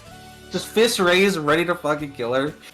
And then at that moment, Apple Blue or Sweetie Belle and Scootaloo leap up from hiding under a table. We are introduced to Sweetie Belle and Scootaloo for the first time since they appeared in the first episode. Which was an animation error, and so we shouldn't count that as an appearance. Yeah. By all means, this is intended to be their very first appearance. They tell Diamond Tiara off and reveal that they too are both blank flanks. And Diamond Tiara goes and like sulks for the rest of the party. They're like, if you don't have a cutie mark, you can be whatever you want. Yeah, they really spit it in a really awesome. She's got infinite potential or whatever they said. And Diamond Tiara's like, fuck, they got me. They got my ass. Got me. They got my ass good on that one. I can't shit. And then the three of them introduce themselves. Apple Bloom, Sweetie Belle does not. We, as the audience, still don't know that Sweetie Belle is Rarity's little sister. We don't. Apple Bloom and Sweetie Belle have never met each other, which is just really funny because of how much their sisters hate each other. Their sisters hate each other so much that they've never even met or. Claire Corrette, the voice of Sweetie Belle, it becomes like the fandom. Like, the fandom loves how her voice cracks. Oh boy, she does. I'll tell you what, she does not sound like how I remember her sounding in this episode. She hasn't quite gotten there just yet. It's a little like squeakier, I think, than it becomes later down the line. She was 10. She was 11 voicing Sweetie Belle at this point. Yeah, I'm not going to criticize the Kingdom Crusaders are in fact voiced by literal children, and so I'm not going to criticize their voice direction whatsoever. It caught me off guard because I have a version of Sweetie Belle in my head, and that's not what she sounds like, because she's not quite there just yet, but they'll get there. I think the Kingdom Crusaders voice actors do a fantastic job. They're good. They're good. Being children, I think they do a great job, but even beyond that, I think they do a really good in general at portraying the characters. I think Apple Bloom's especially is a very good standout, but the other two certainly come into their own very quickly, honestly, as time goes on. They introduce themselves to each other and decide that they're all friends because they're all blank flanks and they all hate Diamond Tiara. They all hate Diamond Tiara! It's really all you need to be friends when you're 12, you know? Like, hey, I hate the stuck-up kid in our class. I hate the same kid that you hate. It's weird because I think in every episode going forward, those two are also in Apple Bloom's class. They weren't in in her class beforehand. Forget they've never met each other until... Well, it seems like Sweetie Belle and Scootaloo already knew each other. Yes. To some degree. But Apple Bloom had never met either one of them or even knew. It's like... She thought she was like the only blank flank in town. In a later episode, it's implied that the rest of Rarity's family does not live in Ponyville. Yes, Sweetie Belle. I think the implication is that Sweetie Belle very recently moved in with Rarity. Yes. My parents. I don't think she actually lives with Rarity. Yeah, she like, Sweetie Belle lives with Rarity. Kind of like back and forth for a while. I think. I don't know. Yeah, she does. No, she does. She does live with Rarity now. And Scootaloo is a hobo somewhere in a gutter. Scootaloo has no family. I wrote like on my we're introduced to Sweetie Belle, Rarity's little sister, and Scootaloo, some hobo they found on the street. They introduced in season fucking 9. She has adopted aunts. We don't know. I don't know what the fucking deal with Scootaloo was. This is going to be a long-standing complaint from the fandom. We don't get to know anything about her. She has no family. She has like nothing else going than the Cutie Mark Crusaders and like being really attached to like Rainbow Dash, who literally couldn't care less. Scootaloo is such a weird outlier because the other two are very beloved little sisters, two of the main cast members, and Scootaloo is just some fucking hobo we found on the street. I don't know, man. Scootaloo lives in that treehouse. Scootaloo lives in that treehouse. I don't know what's going on. I don't know what the intention was. Super weird. It feels like just a writer oversight. They just never thought about it. They just never thought about it because they didn't care, and they just like never had. And like correct it. I don't know. Twilight's lesson. Twilight's lesson when she's like eavesdropping on these children talking to each other. You have potential to be whatever you want and embrace that. And then Celestia reading is like, I'm God. I have the unmatched power of the sun. He like zooms in on her cutie mark. Yeah. What a cutie mark to get, right? Power of the sun. Yeah, she like depending on if you believe she was born an alicorn, or was like a unicorn beforehand, it's like she gets her cutie mark. She's like, wonder what that means. Accidentally smites someone with a solar flare. Oh, cool. I always subscribe to the fact that she was born as an alicorn. Yes, me too. There doesn't seem to be any thing that came before her.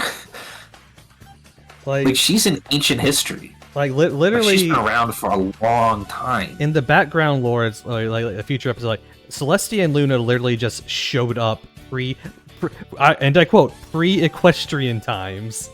Yeah, so later in this season we'll learn the founding of Equestria itself. Yes. Through the Hearthwarming Eve episode,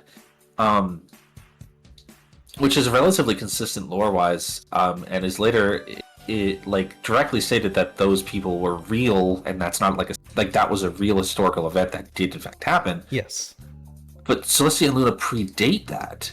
They predate the founding. They of this already country. existed before the founding of Equestria. Just the country of Equestria, like they've always existed from modern history standpoint. They've never not existed. There are statues of them that are thousands of years old. Yep. They existed at least 1,000 years ago, and that was well into the founding. They've existed thousands of years. Like, there's nothing that came before them, as far as I know. It was like there was the battle with Discord, and then sometime being taught by Star Swirl, and then the founding of Equestria. Yeah. But I don't think Star Swirl the Bearded stuff ever clarifies if they were already alicorns. It would assume yes. It was just him teaching them how to harness their magic. Yeah, how did he know? How the fuck does he know? I would assume it's like, okay, they have no idea what to do with this godlike power. Merlin. Yeah, he's just Merlin. He's Merlin. So like, yeah. They were just spawned by the Earth or something. I don't know. Yeah. Like the planet just shit them out, or they came from space. It's another point of the contention with the fan. Like, hey, just make it whatever you want for the backstory, because they never delve into it. It's like, who knows the origins of God? I mean, God does, presumably, but nobody's ever asked. This is why I said a couple episodes ago. It's like Twilight, like Celestia would tell you anything you want to know if you just ask her. Nobody ever asks her because they're scared of her. They're scared She of her. loves to talk. She She loves is. to talk about herself. She is surprisingly lonely. mellow for like centuries, eons thousands, old. thousands of years old. She loves to talk. She's lonely. That's why she keeps collecting fucking students like candy. She's lonely. She wants to be a mother. She wants to be a mother. All she has is Luna. And Luna hates her. even when they get along, they're so snippy with each other. It's awesome. Oh, why don't we take a small break here, then we'll get to the next portion. Good idea. All right, chat. We'll be right back. I'll be right back.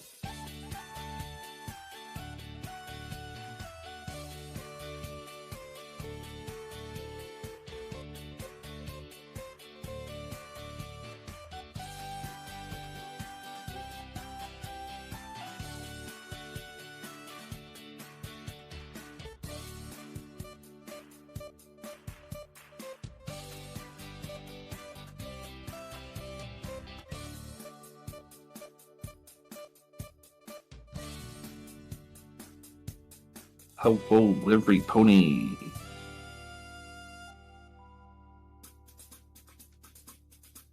think I have time to run a race in Uma Musume real quick, guys?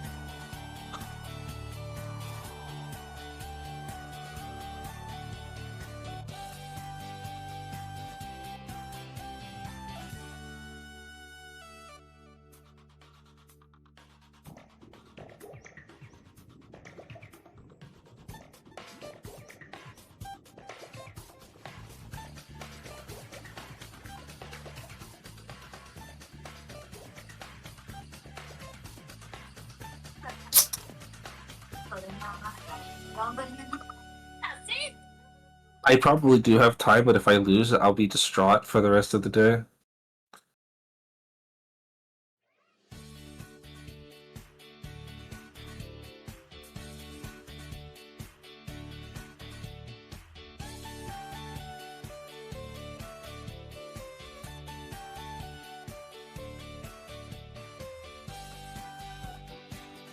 It's an important race.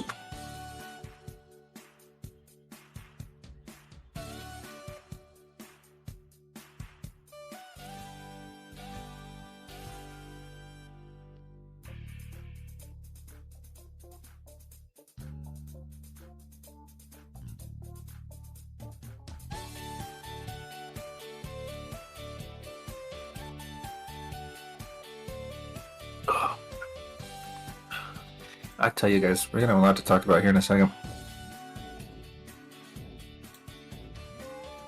Now we can finally open Question Daily and actually look at it.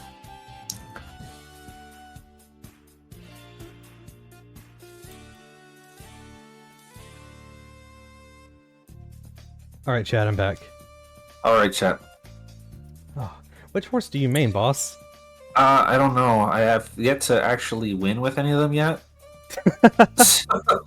It's gonna be all up to whoever it is up to. I'll focus on Gold Ship, maybe. Gulshi. Gold I Ship. turn that ass into fucking ass. I want to glow. Well, we now move into the fandom portion of the show. Yes. Well, we hit it. It is We finally are here. The first week of Equestria fucking daily. So the most popular My Little Pony fan website. for those of you, we've talked about it a few times now, but for those of you who don't know, Equestria Daily is a basically an amalgamation of all things pony. It's run by one guy named Seth Stowe, who still runs it to this very day. Yep. We talked about it in episode 1, but yeah. Yeah, so now we've reached the point in the show where we can actually, like, every week we can go or like for every episode we can go through and look at, like, do you have the link for like the first week of this? Because I'm like scrolling. I do. I have it for you right here. I'll send it to you. Oh, thank God, because I'm scrolling through this like one day at a time. Here you go. Here's the first page. You can scroll down and hit newer posts, and it'll take you to the next page after that. All right, we talked about some of these already. How to upload to Equestria Daily, the McDonald's toys stuff, the first pony. The first fanfiction mentioned. It kind of sucks. It's not a great one. It's actually a pretty bad one. It is about Apple Bloom. It's about Apple Bloom having a crush on Spike, but whatever. Yeah, you know what? Apple Bloom Spike.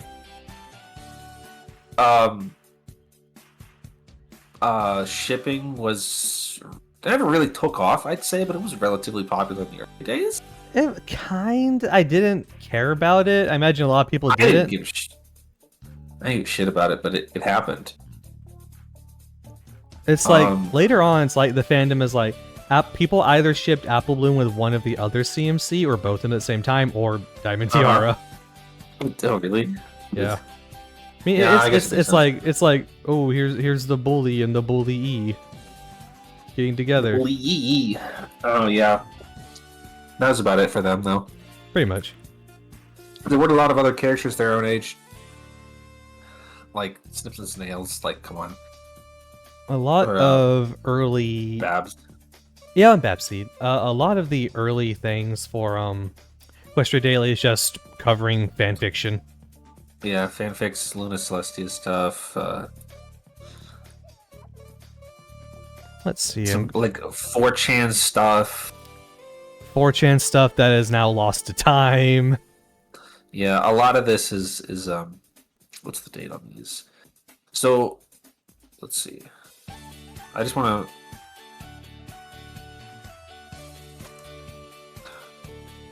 Episode 12 is where we're at, right? So yes. I don't want to go past where we're actually at. So season 1, episode 12 aired on January 7th, 2011. Then the show went on a little bit of hiatus.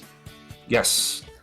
The next episode technically aired, Fall Weather Friends aired January 28th, 2011. And so I feel that we can read up to that point on Equestria Daily to see if there's anything interesting going on. I see a TV guide post here.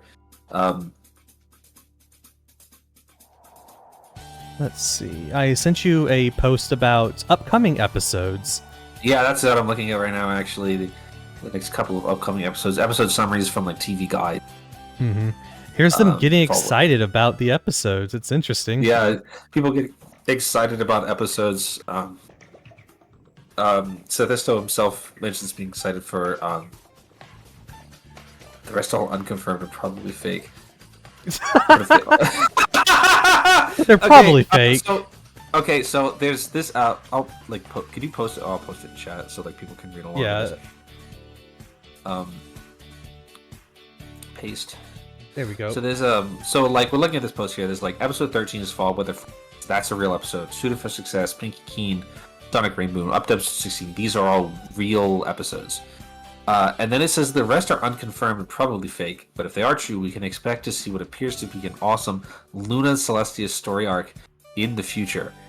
Completely false. That was completely false. In fact, that would never happen, literally ever. In fact, not even once. And then it says that the person who posted them confirmed that they were false. Why would you do that? The TV guide link doesn't exist anymore. Damn it. Damn, you probably have to like Wayback Machine it.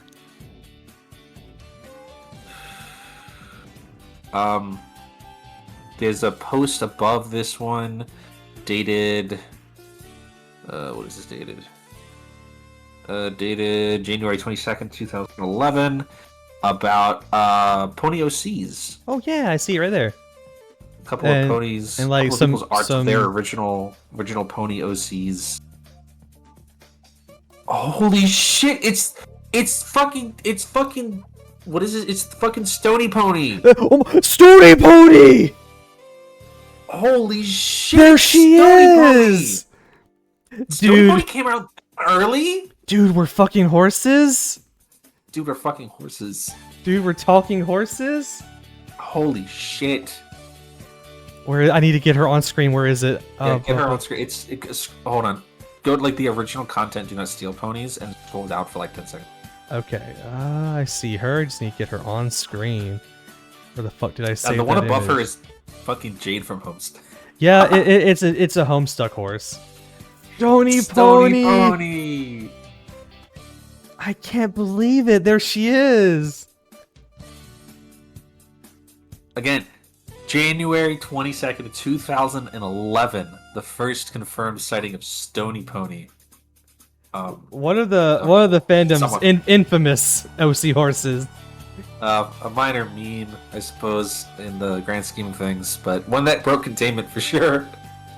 Dude, I can't believe Stony Pony's this old. I had no fucking Stony Pony was this. I know. I thought she was just part of that Tumblr post. Yeah, I didn't know there was other art of Stony Pony. This is very early Equestria Daily, so unfortunately they're not super good yet about like giving sources to like where this shit came from. Yeah, not the best. the Stony Pony, the image is called lolpot.png. Yeah. Fuck, that's awesome. Awesome. Sathisto also makes a comment that he hates Monster Hunter in this post. I don't know what's wrong with Monster Hunter. I don't know why he said that. Honestly, I hate Monster Hunter, but I would totally play a Monster Hunter with a pony character. Okay, man. Well, like, fuck Monster Hunter. Like, what did I do? Right? Oh, alright. I'm going to the next oldest page. Alright, yeah, let's see what else we got going on here. Pony wallpaper compilation. Team Fortress 2 server. Oh, wow! Oh boy, that takes me back. The TF2 pony stuff is 2011. This art, I know this art. I've seen this art before. Uncredited art. Uncredited art. Well, just can you put this? Hold on. Yes, I'm putting it on screen. Oh, thank you. I know if you were fucking around back then, I know you've seen it. I love this art. If you were playing TF2 and you were a brony back in the day, you have seen this art. You've seen this art before. I know I've seen this animal before, dude. Yeah, it's classic stuff, man.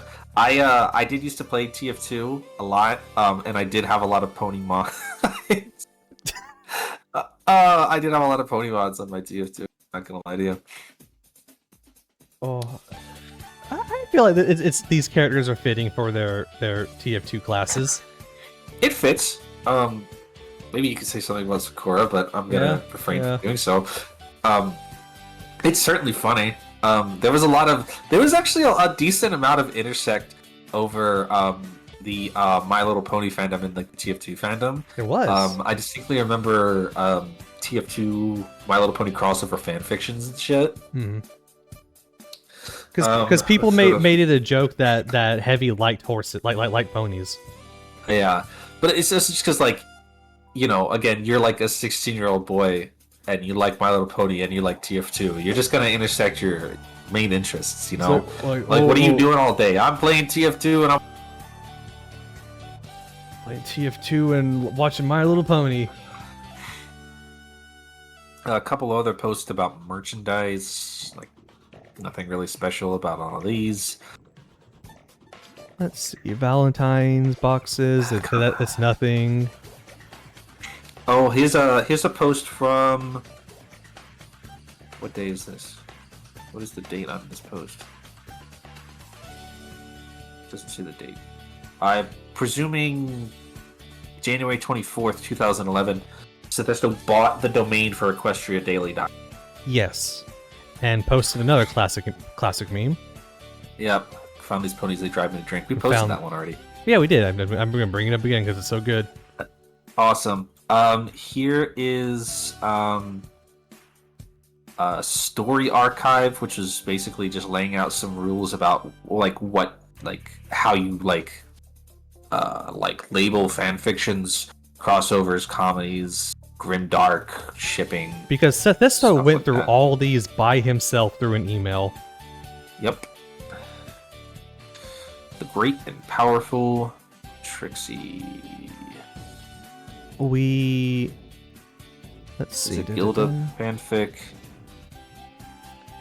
At this Pony point, alignment chart meme. Yeah. Go ahead.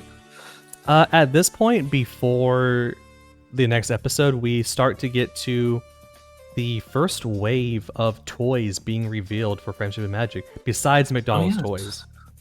Yes, the actual toys. And I need to show you this abomination. Here we go. This was at the Hasbro reveal event for the show. Oh boy, that's not going to be good. All right, let's get it. Let's get it on screen. Let's get it on screen. What the hell is that?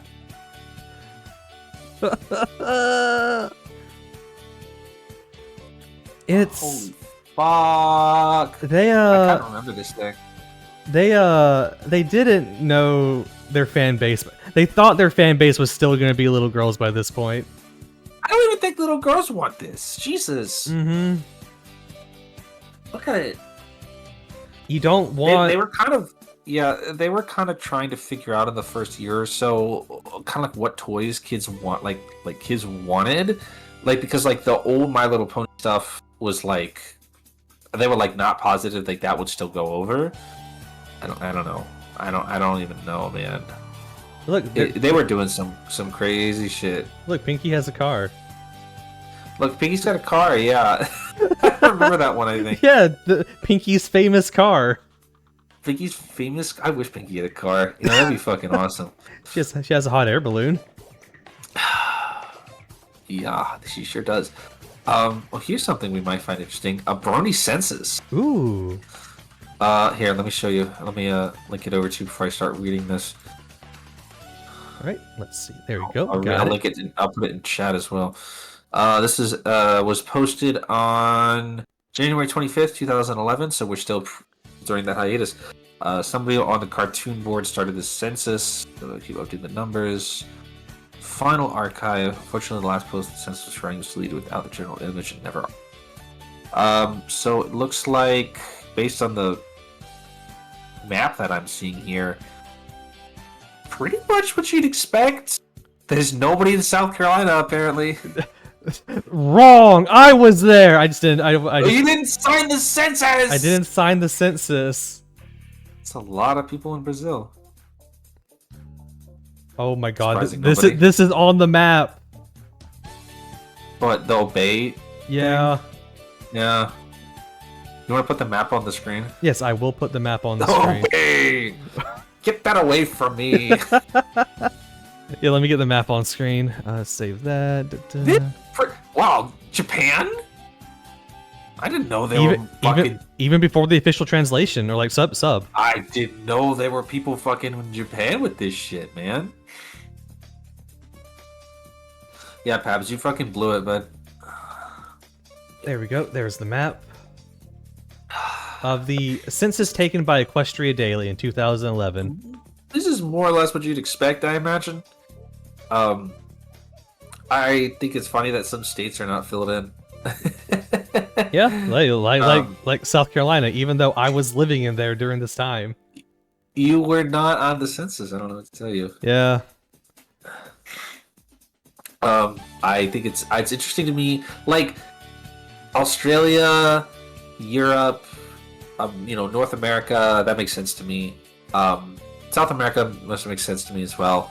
I didn't expect Japan to be on there, to be honest with you. And that's interesting. We all know that Japan shortly after gets their own dubbing of the show. Yes, starting, I think around our time, it was season 2. They got the dub started, or season 3. Yes. But a year or two down the line, they would get their own dub started. Yeah.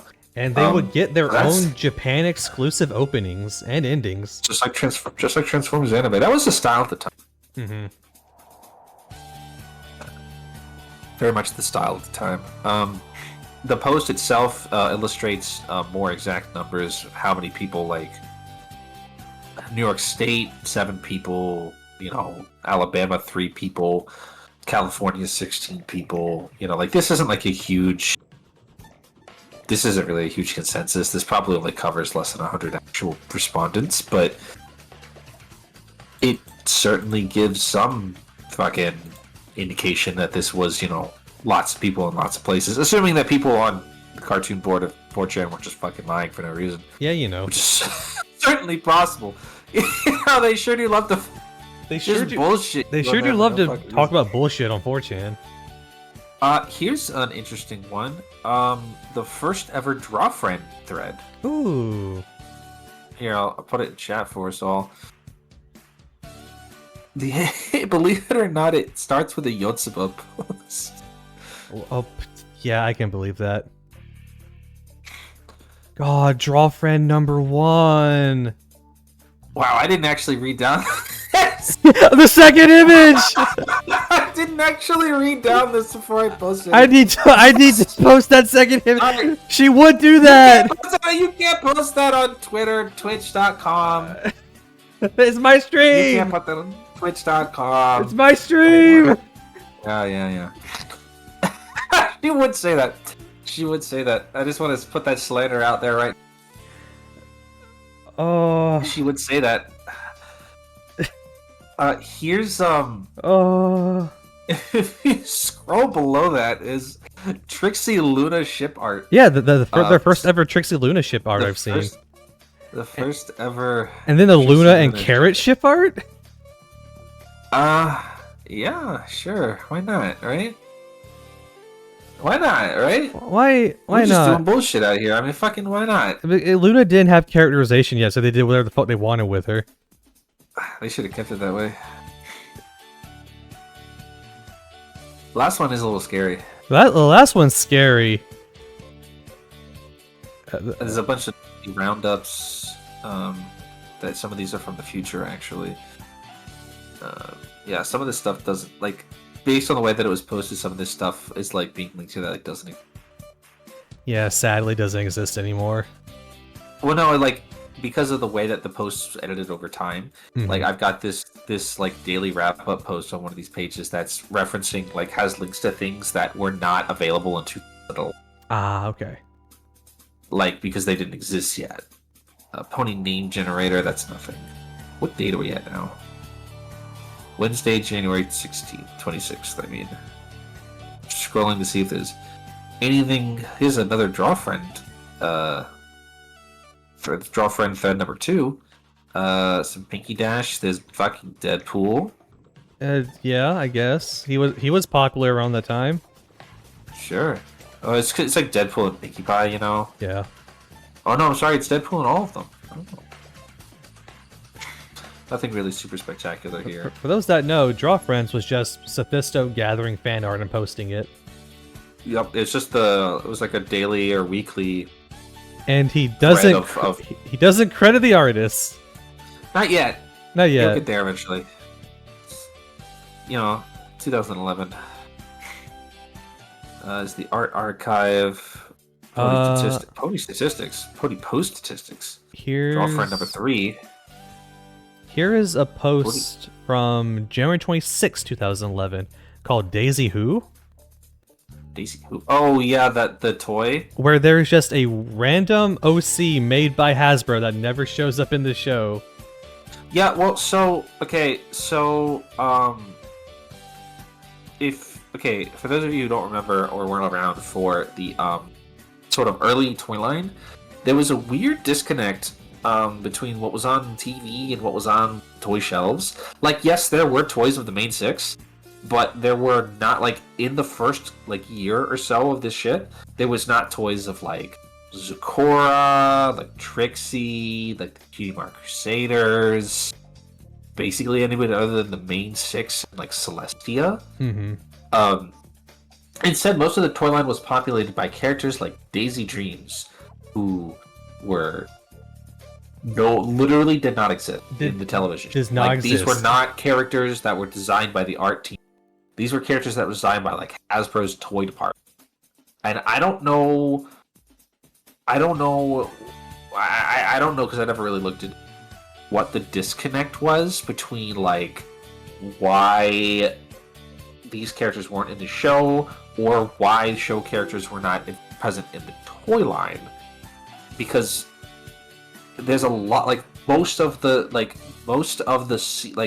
first wave of pony toys are again characters like Daisy Dream. I can't remember any of the other ones' names because like why would I remember? But just random ponies.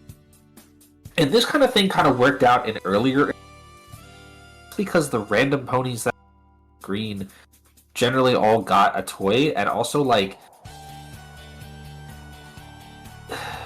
because back in that time, like the way that Gen 4 kind of works now, or like in its time, was like that it was a TV show with a toy line, right? Like the main attraction of Friends of His Magic really ended up being the show itself, right? And the toys were eventually like kind of based around that, but that's not really how it worked.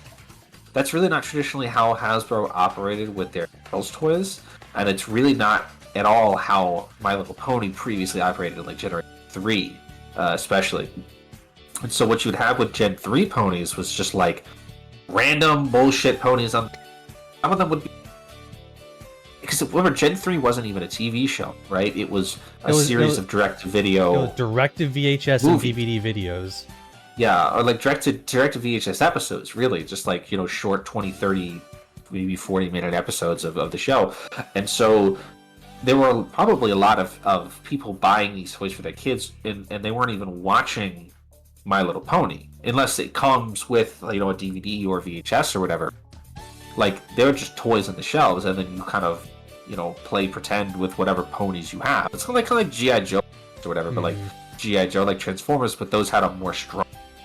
Those had a Saturday morning cartoon.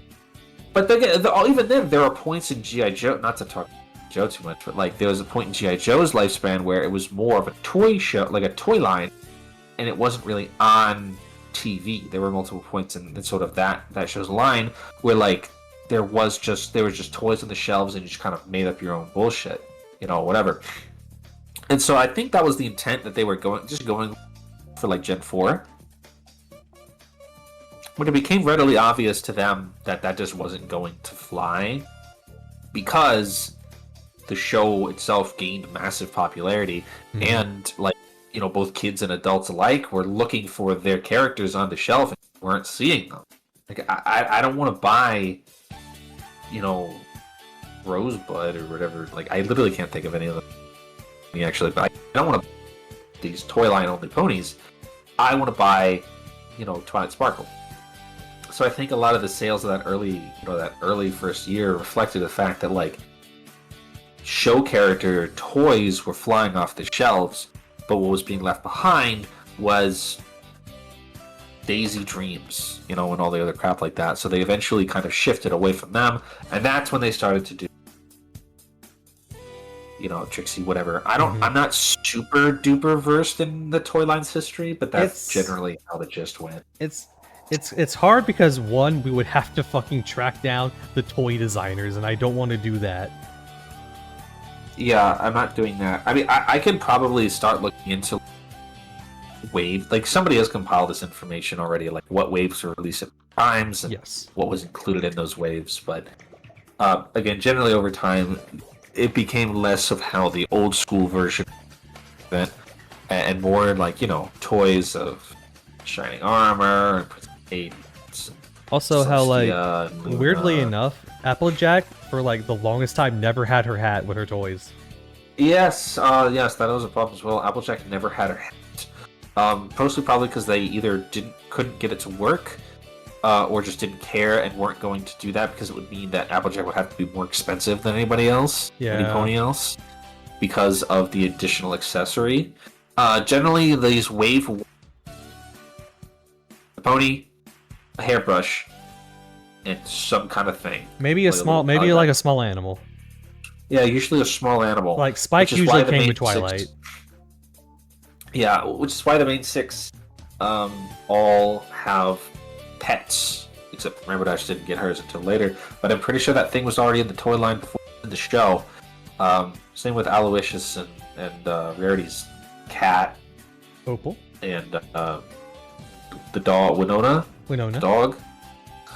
Anyway, and the games of money and whatever. But like that, again, like Hasbro had no idea what they had on their hands when they started the show. So this was just like just a thing to do to just make money or whatever. Like, yeah, My Little Pony, we'll bring it back, put the show on the TV because that's how you sell, and then just sell the toys. And then they quickly realized that what they were doing was just not going to functionally work with what they ended up having in their hands, and then they scattered around. And then later in the show's lifespan, like season 3 going forward, they really just started to make toys to appeal to adults, collectors, really. Mm-hmm. SDCC exclusive crap. A lot of what ended up happening collecting stuff was they went pretty hard in on the blind bag stuff because people really liked those. I admit to collecting some of the blind bags. I have a lot of blind bags myself. And again, the blind bags were present in season 1, but I believe it was also show ponies, and I think those all got sort of taken out later. The later in blind life. bags were just remolded McDonald's toys. But a lot smaller. Yeah. Yeah, and then they started giving them better. Like the Wave 1 blind bags kind of sucked. They didn't like, get. some of them were off model. Then Wave 2 I and think Wave get 3, good they to, like, they, Wave 2, they Wave introduced like the glitter and the see-through and metallic figures. Yep. They sure did. I had some Yeah, of no, those. eventually- I sold them for Eventually, like 20 bucks. Applejack actually got her hat, Mm-hmm. and like Fluttershy's hair actually looked right, and stuff like that. Eventually they started doing like PVC statues to appeal to adult collectors, like the ones that you could get at like Hot Topic and stuff. Yeah.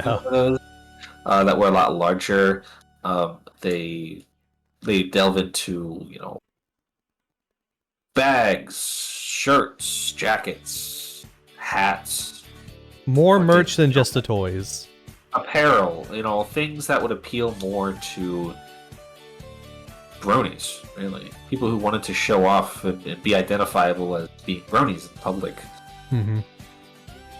I had a pony shirt. I had like 2 pony shirts, I think. I don't did remember too. what they were, and don't ask me what happened to them. Don't remember. I mean, I don't remember. I think one of them had Doctor Who's on it. I think the other one was like Rainbow Dash. I don't remember. Oh,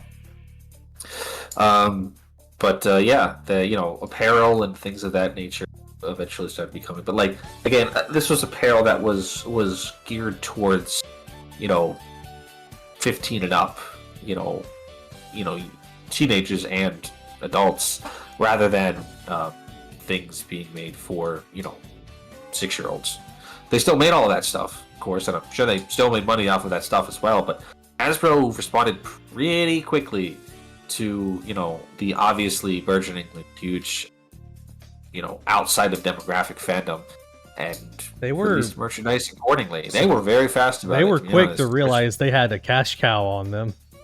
Yeah, shirts from Hot Topic, vinyl figures from Hot Topic, jackets, hats, bags, anything you could slap a pony on, they would do it. People would buy it.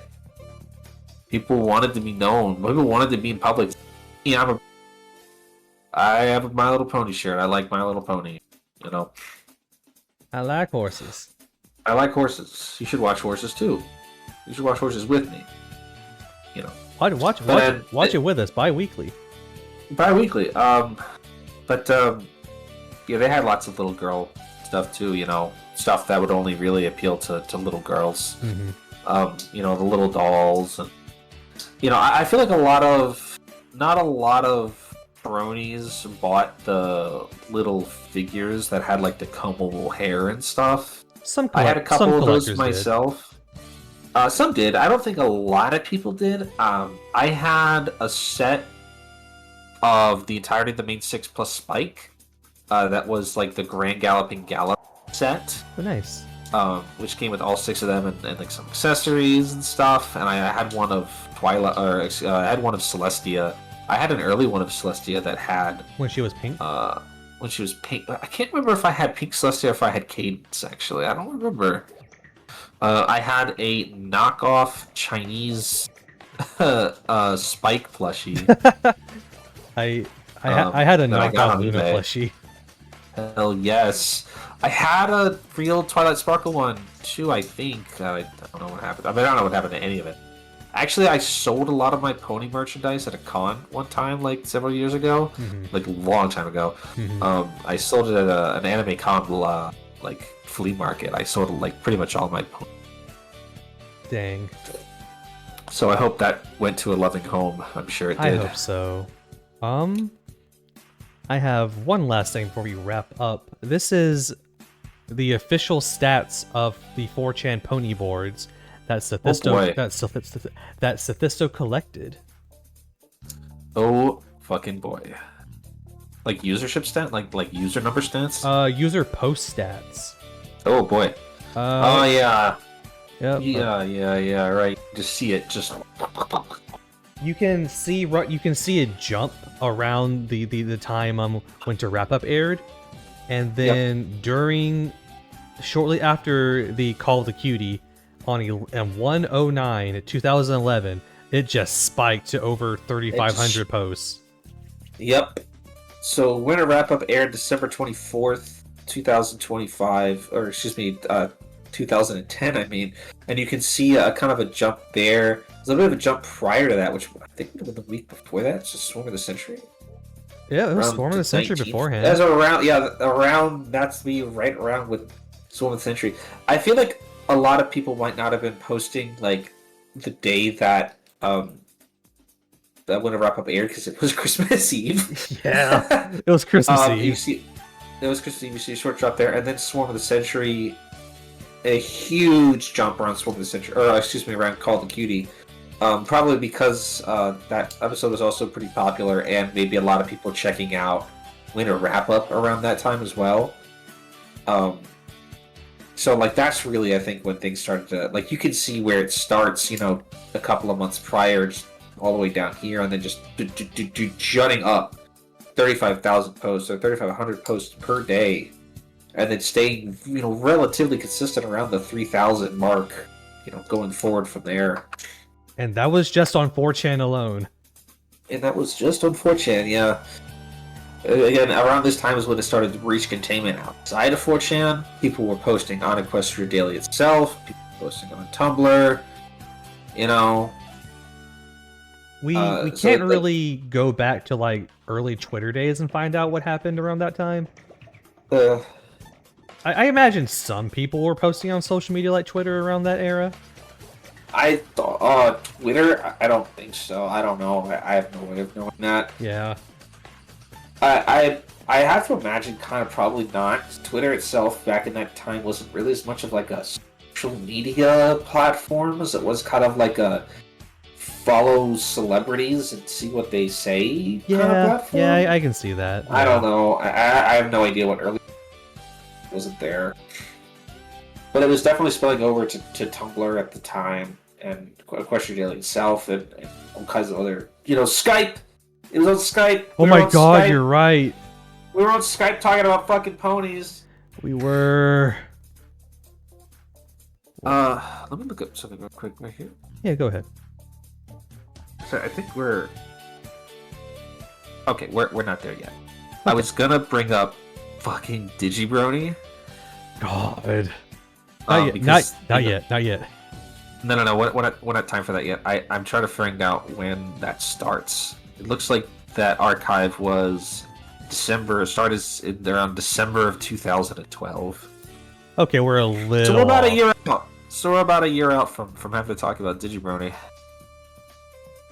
Oh. Oh boy. All right. Do you have any closing statements or anything else you want to bring up? No, my favorite pony is still Apple Bloom. I love Apple Bloom. She's great. Next time, what are we yeah. watching next time? Oh, some good episodes actually. Let's see. Season 1. Fall Weather Friends, Suited for Success, and Feeling Pinky Keen. All right. We're getting to one of my favorite episodes for season 1. Suited for Success. Suited for Success is pretty funny. Suited for Success. I mean, Suited for Success is the other big song in it of season 1. Yes. Yes. And then So we're getting into the first major Apple Dash episode. The first major Wi-Fi episode. Fall Weather Friends is an all-timer for that exact reason.